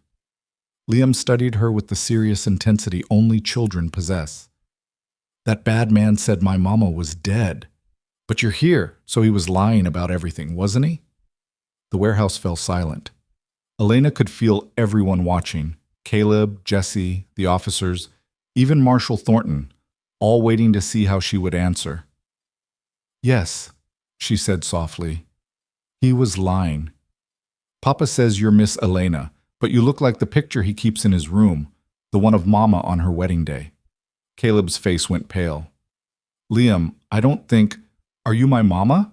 Liam asked directly, his brown eyes, so like his father's, searching Elena's face for truth. Elena looked at Caleb, silently asking permission. He hesitated for a long moment, then slowly nodded. Yes, Elena said, her voice breaking. I'm your mama, and I have wanted to hold you every single day for 4 years. But I couldn't, because a very bad man took me away from you and your papa, and I'm so sorry that I wasn't there. Liam considered this, his 4-year-old mind working through information that would be difficult for anyone to process. Then he wiggled in Caleb's arms, reaching toward Elena. Can you hold me now? He asked simply. Caleb set him down, and Liam walked to Elena on his own. She knelt, bringing herself to his level, and when he stepped into her arms, the world narrowed to just this moment. Her son, warm and alive and choosing to trust her. She held him gently, afraid she might break him or wake up to find this was just another dream. But he was solid and real, and when he wrapped his small arms around her neck, Elena finally understood what it meant to come home. I missed you, she whispered into his hair. Every single day I missed you. I don't remember you, Liam said honestly. But Papa cries sometimes when he looks at your picture, so I think you must be important. Elena met Caleb's eyes over their son's head and saw tears tracking down his face. He didn't bother wiping them away. The ride back to Redfield Prairie took twice as long as the ride out. They traveled carefully, stopping frequently so Liam could rest.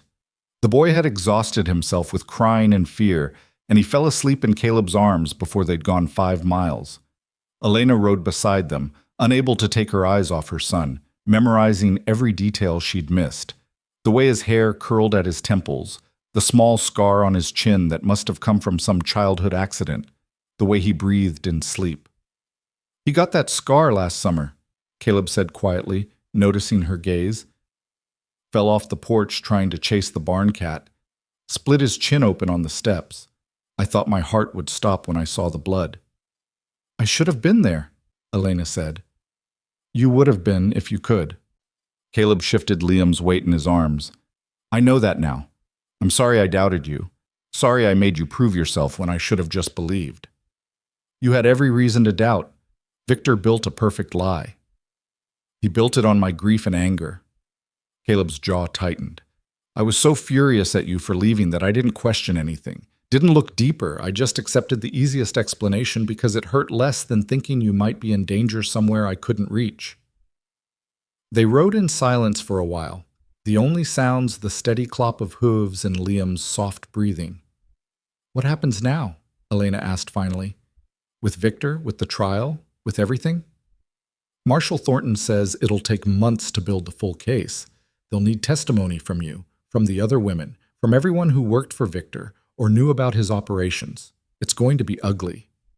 I can handle ugly, Elena said. I've been handling it for 4 years. You shouldn't have to handle it alone. Caleb looked at her directly.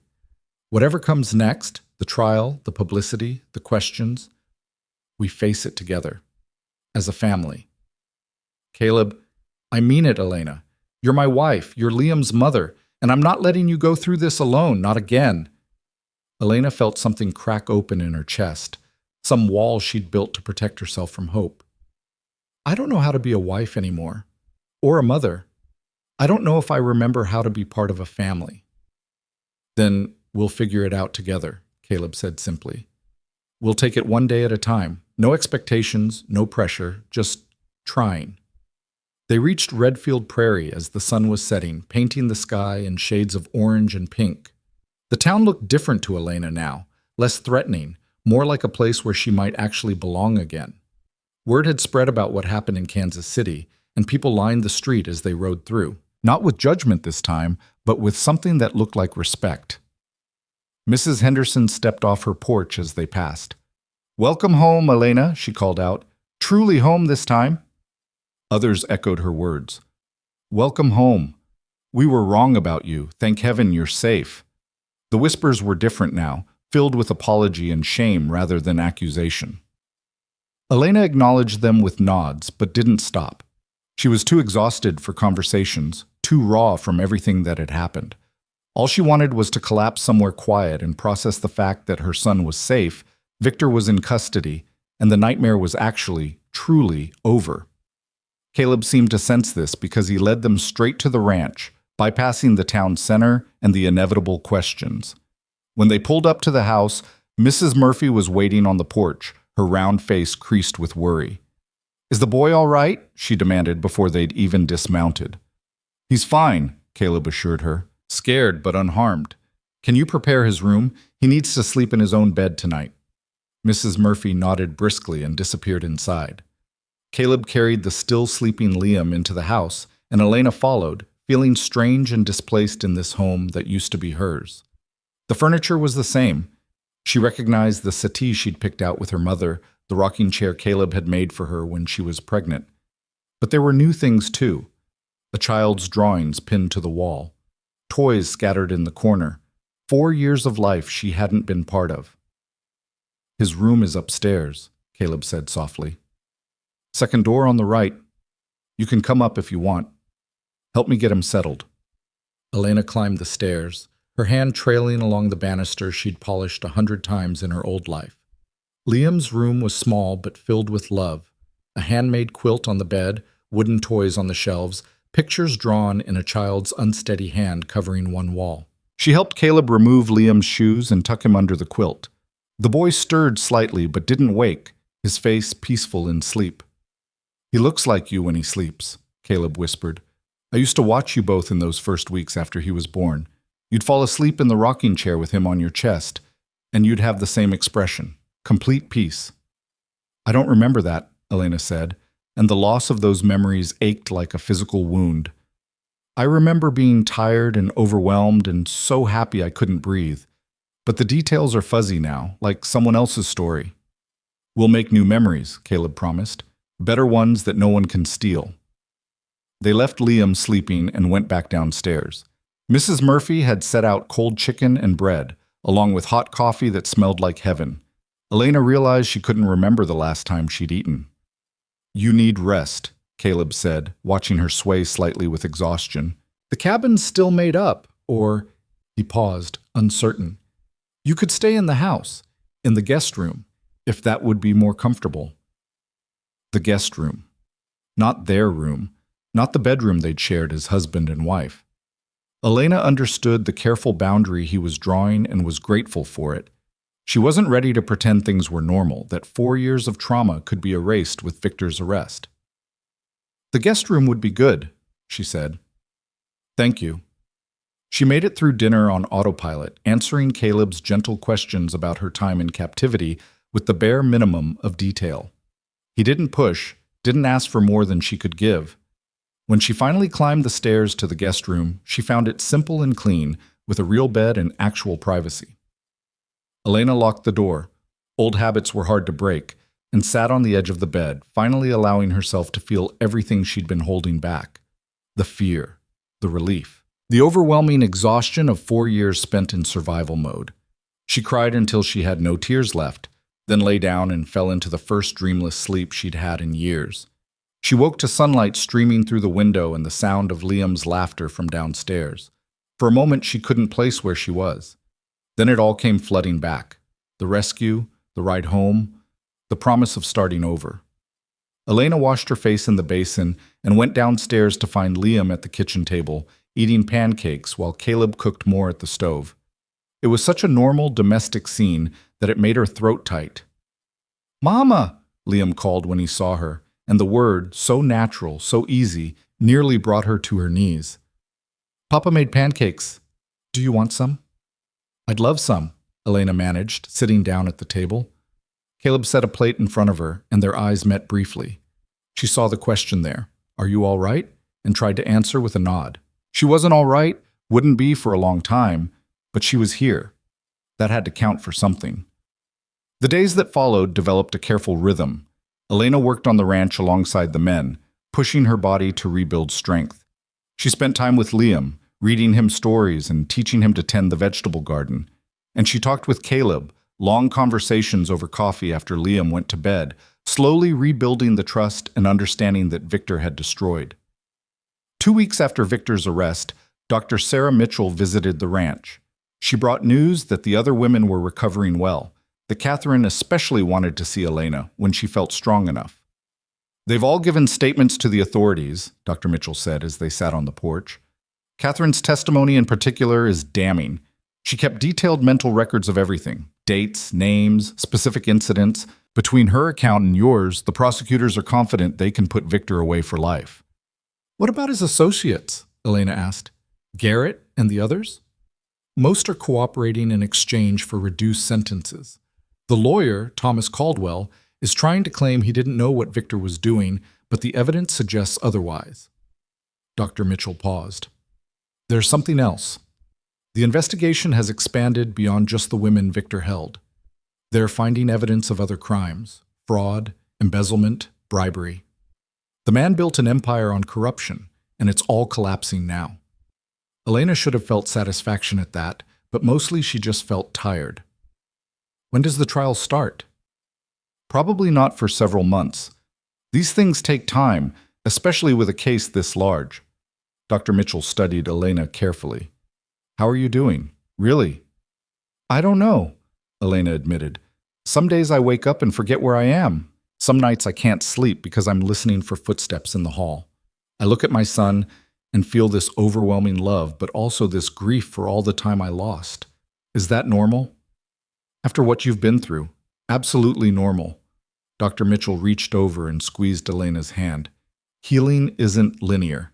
You'll have good days and bad days. The important thing is that you're safe now, and you're not alone." The conversation stayed with Elena long after Dr. Mitchell left. She wasn't alone. That was the truth she had to keep reminding herself of. She had Caleb, who brought her coffee every morning and never pushed her to talk about things she wasn't ready to discuss.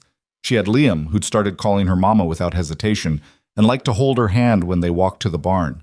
She had Jesse and the ranch hands who treated her with quiet respect. She even had the townspeople, who'd started going out of their way to show her kindness, as if they could make up for their earlier judgment. A month after her return, Reverend Matthews came to the ranch with a request. "Some of the women in town have been talking," he said carefully. "They want to do something to help other women who might be in situations like yours. Abusive marriages, trafficking, places they can't escape from. They're thinking about opening a safe house, a place where women can go when they need refuge." "That's a wonderful idea," Elena said. "They want you to be involved," the Reverend continued. "Your story has opened people's eyes to things they didn't want to see before. They think you could help guide this effort, make sure it's done right." Elena's first instinct was to refuse. She was barely holding her own life together. How could she help others? But then she thought about Catherine and Margaret and Alice and Sarah, thought about how different things might have been if there had been somewhere safe for women to go, someone willing to believe them and help them escape. "I'll think about it," she said. That night she mentioned it to Caleb. They were sitting on the porch watching the sunset, something that had become their evening ritual. Liam was already asleep upstairs, worn out from a day of helping his father mend fences. "What do you think?" Elena asked. "Is it too soon? Am I taking on too much?" "I think," Caleb said slowly, "that you've spent 4 years having everything taken from you. Your freedom, your choices, your voice. Maybe this is a way to take something back, to choose how you want to move forward." Elena considered this. "I'm not ready to talk publicly about what happened, not in detail." "You don't have to. You can help in whatever way feels right to you." Caleb turned to look at her directly. "Elena, you don't owe anyone your story. You don't have to perform your trauma or prove your pain.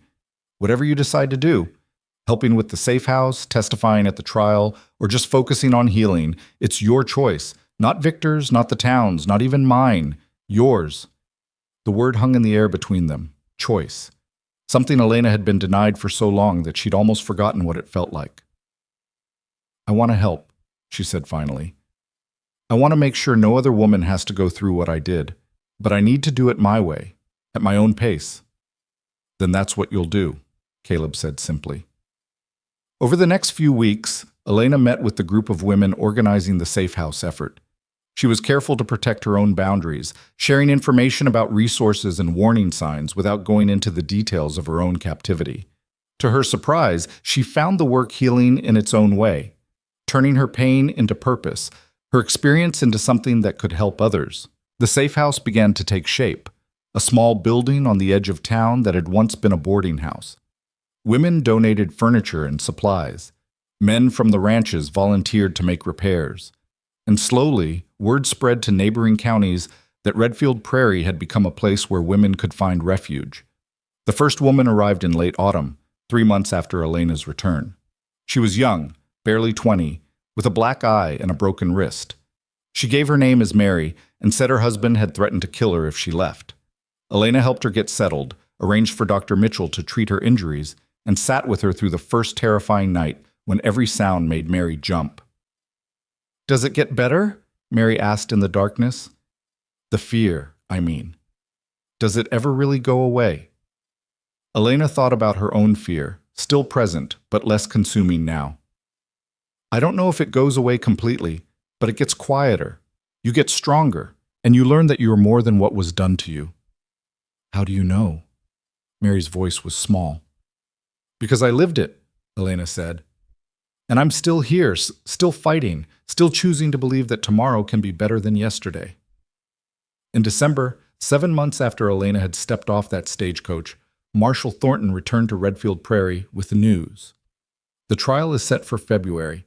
Victor's lawyers have been trying to get charges dismissed, but the evidence is too strong. He's going to prison, Elena, for the rest of his life." Elena waited to feel triumph, satisfaction, something. Instead, she just felt tired. "And the other women? Will they have to testify?" "Catherine and Alice have agreed to. Margaret is too fragile still, and Sarah has disappeared. We're trying to locate her, but she seems to have chosen to start over somewhere new rather than relive the trauma in court." Elena understood that impulse. "What about me? Do I have to testify?" "The prosecutors want you on the stand. Your testimony about the initial kidnapping, the conditions of your captivity, the escape. It would be powerful." Marshal Thornton paused.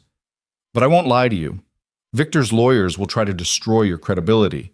They'll bring up every mistake you've ever made, question your mental state, suggest you're lying for attention or money. It won't be easy." "Nothing about this has been easy," Elena said. "But if my testimony helps put him away, if it helps protect other women, then I'll do it." That night, she told Caleb about the upcoming trial. They were in their usual spot on the porch, though the weather was cold now and they wrapped themselves in blankets against the chill. "I'm scared," Elena admitted. "Not of Victor. He can't hurt me from prison, but of having to tell the whole world what he did, of having strangers pick apart the worst moments of my life."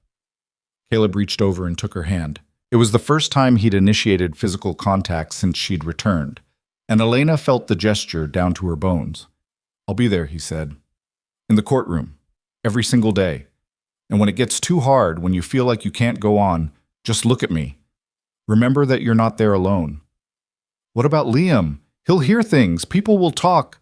"Liam knows his mother is the bravest person in the world," Caleb said firmly. "That she survived something terrible and came back for him. That's the story he'll grow up knowing." Elena threaded her fingers through his, holding on like an anchor. "I never asked, these past months while we've been rebuilding our family. Have you forgiven me? For leaving even though I didn't have a choice?" "There's nothing to forgive," Caleb said. "You were stolen from us. That's not your fault. And it never was." He paused, his thumb rubbing gentle circles on the back of her hand. "But I do need to ask you something. When all this is over, the trial, the publicity, the aftermath, what do you want? Do you want to stay here, try to rebuild our marriage? Or would you rather start fresh somewhere else?" It was the question Elena had been avoiding for months. What did she want? For so long, her only goal had been survival, then escape, then reuniting with Liam. She hadn't let herself think beyond that. "I want to stay," she said slowly, testing the words as she spoke them. "I want Liam to grow up here, where there are people who care about him. I want to help with the safe house, make sure other women have the support I didn't have. And I want—" She stopped, suddenly shy. "I want to remember what it feels like to be loved by someone who sees all of me, the broken parts and the strong parts, and chooses me anyway." "I do see you," Caleb said softly. "And Elena, I never stopped loving you. Even when I thought you'd left, Even when I was furious and hurt, there was always this part of my heart that belonged to you. That's why it hurt so much. I never stopped loving you either, Elena whispered. In that locked room, when everything was dark and hopeless, I'd close my eyes and remember your face. Remember the way you smiled at me on our wedding day. Remember the sound of your voice when you told me you loved me. Those memories kept me alive. Caleb stood and pulled her to her feet, wrapping the blanket around both of them. They stood together in the cold December night, holding each other for the first time in years. We'll get through this, he promised. The trial, the healing, all of it. We'll get through it together. And standing there in his arms, Elena finally believed it was true. Elena stood in the warehouse watching Caleb hold their son, watching Liam's small arms wrapped tight around his father's neck, and felt something inside her chest crack open. Not breaking, healing. The fracture that had lived there for 4 years, the wound that had festered in darkness and captivity, finally beginning to close. Marshal Thornton's voice filtered through her awareness as he directed the Kansas City police through the arrest procedures as Garrett was led away in chains, still protesting his innocence. But Elena barely heard any of it. Her entire focus had narrowed to the 2 people who mattered most in the world. Caleb looked up at her over Liam's head, and the expression on his face made Elena's breath catch. It wasn't the cold suspicion she'd grown accustomed to over the past week. It wasn't even the cautious belief that had started to emerge. It was something rawer, deeper, understanding. And beneath that, an apology. His eyes spoke even though his mouth couldn't form the words yet. "Mama?" Liam's small voice broke through the moment. He'd lifted his head from Caleb's shoulder and was looking directly at Elena, his tear-stained face confused but certain. "You're my mama, aren't you? Not dead like Papa said." The word, mama, hit Elena like a physical force. She'd dreamed of hearing it for 4 years, had imagined it in 1,000 different scenarios, but nothing had prepared her for the reality of her son's voice saying it, claiming her, knowing her despite everything that had been stolen from them. "Yes," she whispered, moving closer. "Yes, sweetheart. I'm your mama." "I knew it," Liam said with the simple confidence of a child. "When you were pulling weeds in the garden, I knew. You smelled like the lady in my dreams, the one who sings the song about stars." Elena's hand flew to her mouth. She had sung to him when he was an infant, a lullaby her own mother had taught her about stars and wishes and children who were loved. She hadn't known he could possibly remember, that some part of him had held on to that connection through all the years apart. "Can I?" Elena looked at Caleb, asking permission, and hated that she had to ask at all. But he nodded immediately, and she reached out to touch her son's face for the first time in 4 years. His skin was warm and soft, still holding the roundness of early childhood. He leaned into her palm like he'd been waiting for it. "Why did you go away?" Liam asked, and the question was so innocent, so devoid of accusation, that it hurt worse than any of the hateful whispers in town. "I didn't want to," Elena said, kneeling so she was at his eye level. "A very bad man took me away. But I fought every single day to get back to you, and I finally did. And I'm never ever leaving you again. Promise?" Liam held out his small pinky finger with the seriousness only a 4-year-old could muster. Elena hooked her finger with his, feeling tears stream down her face. "I promise." Marshal Thornton cleared his throat gently. "Folks, I hate to interrupt, but we should get the boy somewhere safe and warm. It's been a traumatic day for him." "There's a hotel 3 blocks from here," one of the Kansas City officers offered. "Clean and respectable. You can stay there tonight, and we'll arrange transport back to Redfield Prairie in the morning." Caleb shifted Liam in his arms, and the boy immediately reached out for Elena too.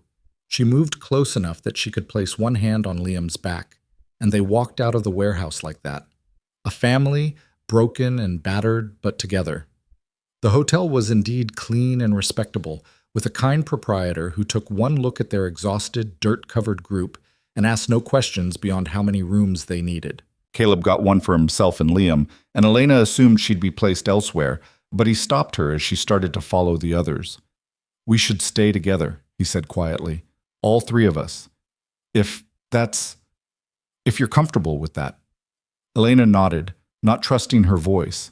The room had 2 beds, and after Liam was washed and fed and dressed in a nightshirt the proprietor's wife had found, he climbed into one and immediately asked Elena to sing the star song.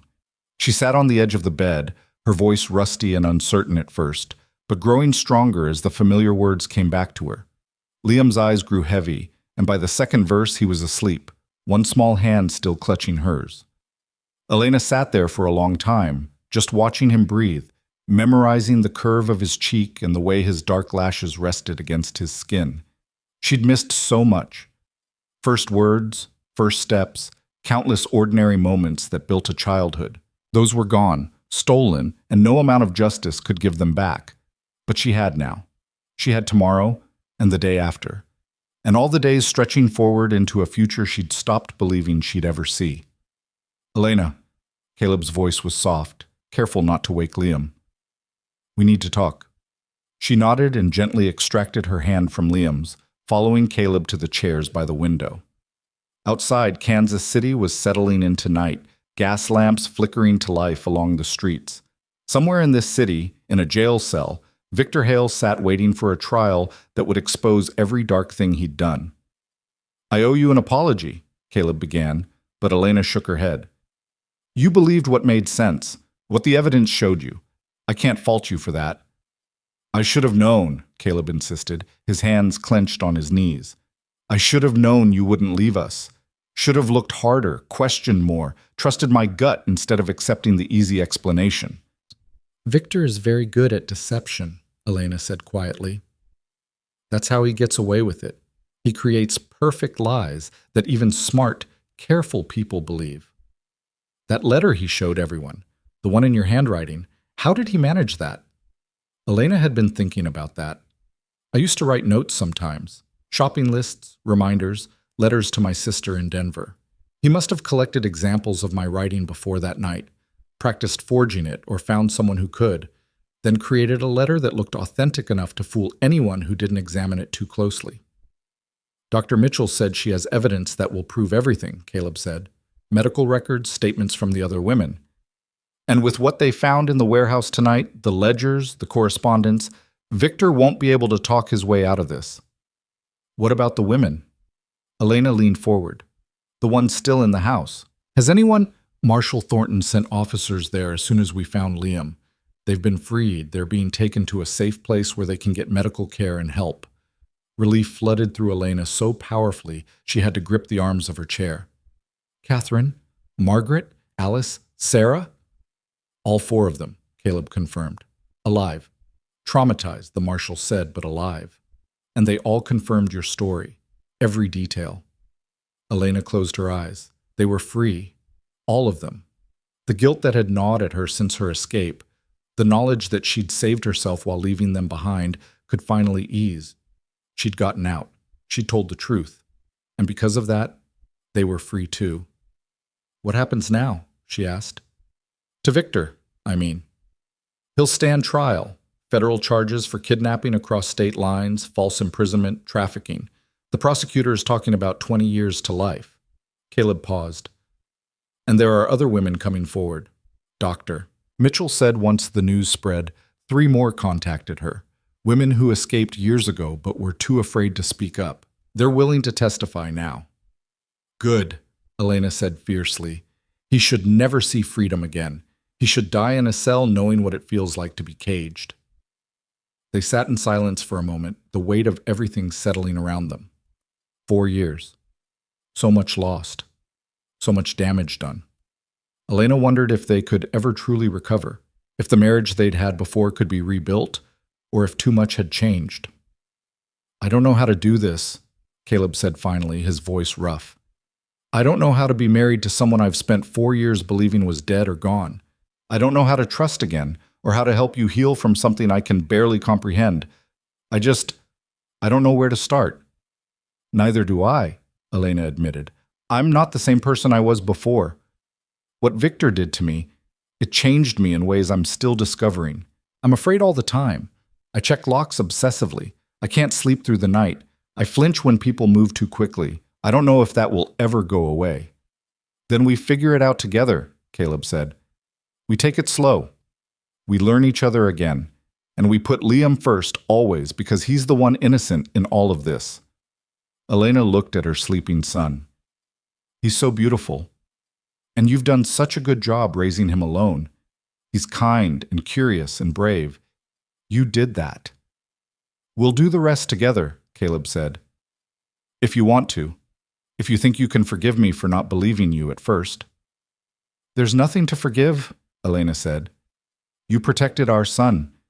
You gave him stability and love and a home. That's all that matters. Caleb reached across the space between their chairs and took her hand.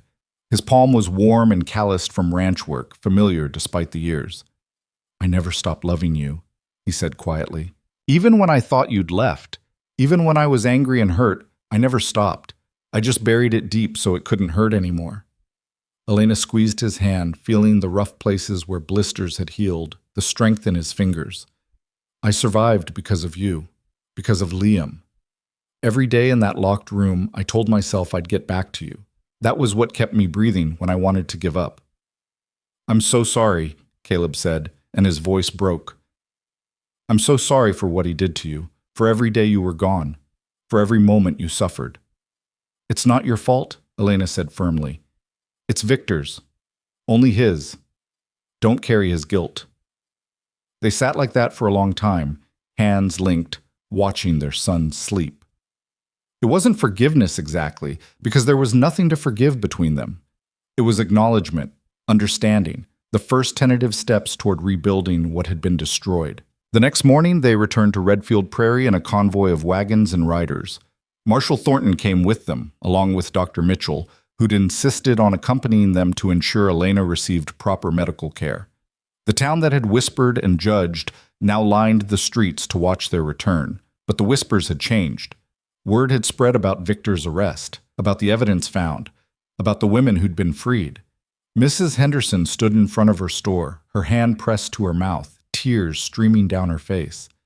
She'd believed the worst about Elena, had spread the rumors about abandonment, and now shame clearly weighed on her. Elena met her eyes and nodded once. Not forgiveness yet, that would take time, but acknowledgement. They'd all done the best they could with the information they had. At the ranch, Mrs. Murphy had prepared enough food to feed an army.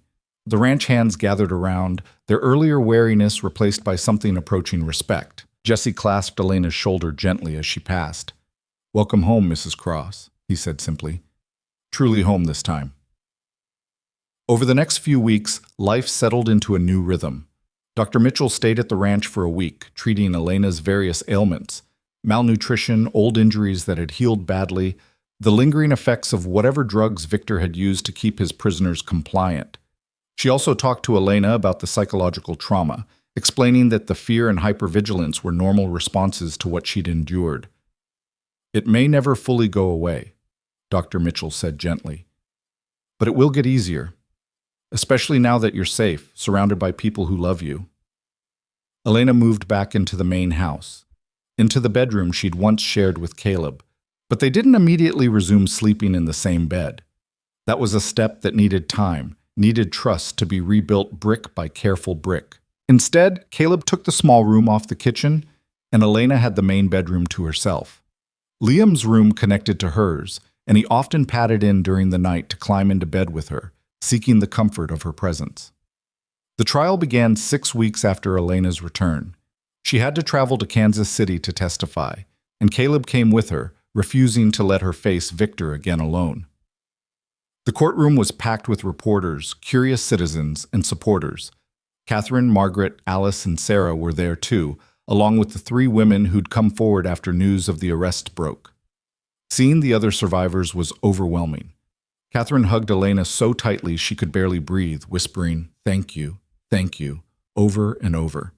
They were all healing in their own ways, some more visibly broken than others, but they were alive, they were free, and they were ready to tell their stories. Victor looked smaller in his prison uniform, stripped of his expensive suits and false charm.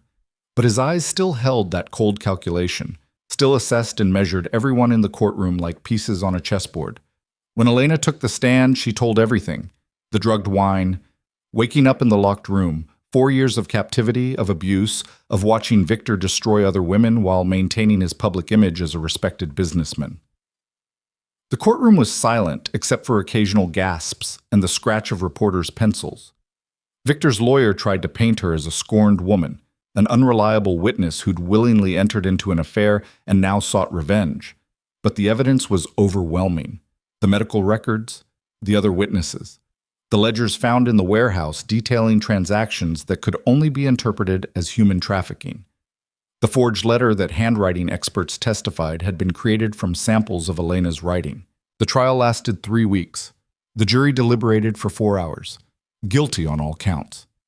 Victor Hale was sentenced to 30 years in federal prison with no possibility of parole. As they led him away, he looked directly at Elena, and for the first time she saw fear in his eyes. He was going to the very kind of cage he'd created for others, and the realization had finally broken through his arrogance. Elena felt no satisfaction in his fear, only a quiet, bone-deep relief that he could never hurt anyone again. After the trial, life in Redfield Prairie began to transform in unexpected ways. The publicity around the case had drawn attention to the plight of women trapped in abusive situations with no resources or legal recourse. Dr. Mitchell approached Elena and Caleb with a proposal. Victor owned several properties in this county, she said, spreading maps across the kitchen table. The federal government is seizing them as part of his sentence. One of them, the old Patterson property, is a large house with multiple bedrooms. What if we turned it into a refuge? A place where women escaping abuse could come to heal and rebuild their lives. Elena felt something stir in her chest. The idea of transforming one of Victor's properties into a sanctuary for the very people he'd sought to destroy felt like poetic justice of the highest order. We'd need funding, Caleb said practically. Staff, medical supplies. I have some money saved, Dr. Mitchell said, and I know other physicians in Kansas City who would volunteer their time. We could start small, just a few women at first. I'll help, Elena said immediately. I know what they're going through. I can help them understand they're not alone. Are you sure? Caleb asked quietly. That's a lot to take on when you're still healing yourself. That's exactly why I need to do it, Elena said. I survived for a reason. This is the reason. The refuge opened 6 months after Victor's sentencing. They called it Haven House, and the name spread quickly through networks of women who needed it. The first resident was a young mother fleeing a violent husband. The second was an elderly woman whose adult children had been stealing her money and threatening her when she protested. The third was one of Victor's other victims, Sarah, who'd been too traumatized to return to wherever home had been before. Elena worked at Haven House 3 days a week, helping coordinate resources, talking to new arrivals, offering the kind of understanding that could only come from someone who'd walked the same dark path. The work was hard emotionally, often bringing up her own memories and traumas. But it was also healing in a way she hadn't anticipated. Every woman who found safety at Haven House was proof that Victor hadn't won, that his legacy wasn't destruction, but the strength of the survivors he'd failed to break. At home, Elena and Caleb slowly rebuilt their relationship. It wasn't the easy, passionate love they'd had before. That had been built on youth and innocence, and both were gone now. This was something deeper, forged in shared pain and hard-won trust. They learned each other again, discovered who they'd become in the years apart. 3 months after the trial, they had their first real argument about something mundane, about whether to expand the northern pasture or invest in new breeding stock. It was normal and ordinary and absolutely wonderful. They were a real couple again, disagreeing about real things instead of tiptoeing around each other's trauma. That night, after they'd resolved the argument through compromise, Elena took Caleb's hand. I think I'm ready, she said quietly. He understood immediately. Are you sure? There's no rush. I'm sure. They moved his things back into the main bedroom that evening. That first night sharing a bed again was awkward and uncertain. They lay on opposite sides of the mattress, both careful not to crowd the other. But halfway through the night, Elena woke from a nightmare, the usual one about locked doors and Victor's footsteps, and Caleb's arms were there, solid and warm and safe. She curled into his embrace and finally let herself believe that she was truly home. Liam thrived in the stability of having both parents present. His initial acceptance of Elena had deepened into genuine love.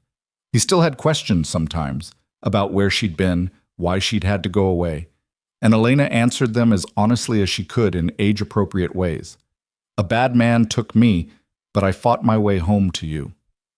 That was the simple truth, and Liam seemed satisfied with it. A year after Elena's return, on a crisp autumn morning that reminded her of the day she'd first stepped off the stagecoach, she and Caleb stood on the ridge overlooking their ranch. Liam was at school in town, and they'd taken a rare moment for themselves. "Do you remember our wedding day?" Caleb asked, his arm around her shoulders. "Of course," Elena said. "I wore my mother's dress. You were so nervous you dropped the ring twice." "I was terrified you'd realize you deserved better and change your mind," Caleb admitted with a smile.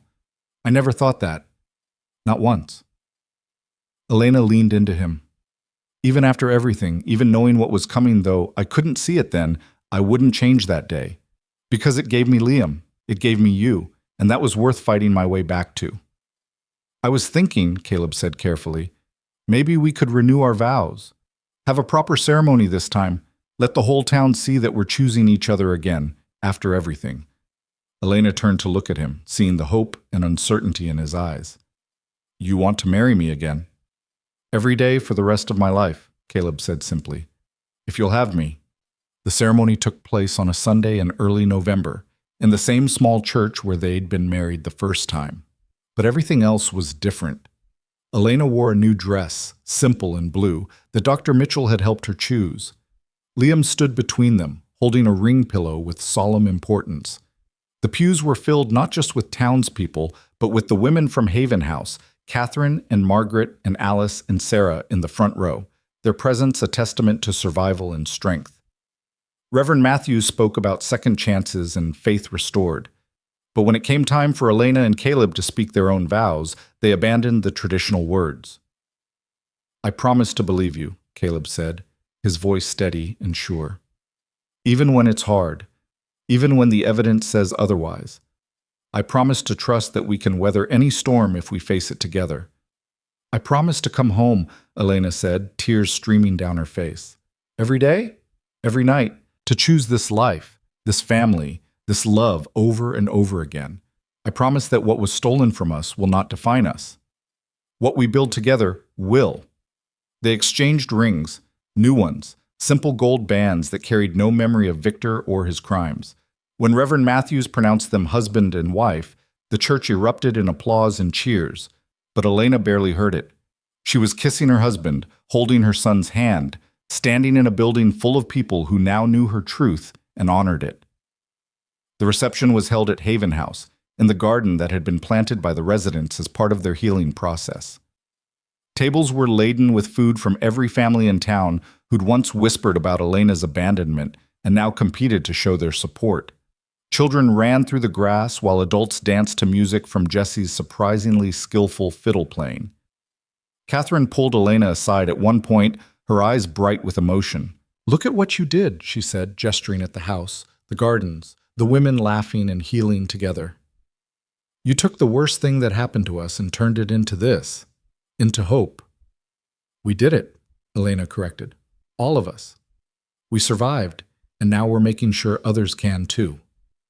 As the sun began to set, painting the prairie in shades of gold and amber, Elena stood at the edge of the garden watching her son chase fireflies with the other children. Caleb came up behind her, wrapping his arms around her waist. "Happy?" he asked. Elena thought about the question. Happiness felt too simple for what she felt, too small to contain the complexity of emotions that filled her. She'd survived unspeakable trauma. She'd lost years she could never reclaim. She still had nightmares, still checked locks compulsively, still carried scars both visible and invisible. But she was also here, live, free, surrounded by love and purpose and the kind of peace she'd thought she'd never know again. "Yes," she said finally. "I'm happy, and I'm home, really, truly home." Liam ran up to them, breathless and grinning, a firefly cupped gently in his hands. "Mama, Papa, look, I caught one. Can we keep it?" Elena knelt down to his level. "Let's watch it glow for a minute," and then we'll let it go. Some things are meant to be free, sweetheart." She opened his hands and they watched together as the firefly took flight, its light flickering against the darkening sky. It rose higher and higher until it joined the stars beginning to appear overhead. Elena stood, taking Caleb's hand on one side and Liam's on the other. Behind them, Haven House glowed with lamplight and laughter. Around them, the prairie stretched out in all directions, vast and open and full of possibility. She'd been taken from this place 4 years ago, stolen in the night and locked away from everything she loved. But she'd fought her way back. She'd told her truth even when no one believed it. She'd faced down her captor and won not just her freedom, but justice for others. The nightmare was over. The monster was caged. And Elena Cross stood in the gathering darkness, holding tight to everything that mattered, watching fireflies dance and stars emerge, and her sons wonder at the beauty of the world. She'd taken her life back from the man who'd stolen it. She'd reclaimed not just her past, but her future. And standing there in the warm November evening with her family beside her and her purpose clear before her, Elena finally understood that home wasn't just a place you returned to. It was something you built with your own hands from the ashes of what had been destroyed, something you fought for and protected and nurtured into being, something that grew stronger, not despite the pain, but because of it. She was home, and no one would ever take that from her again.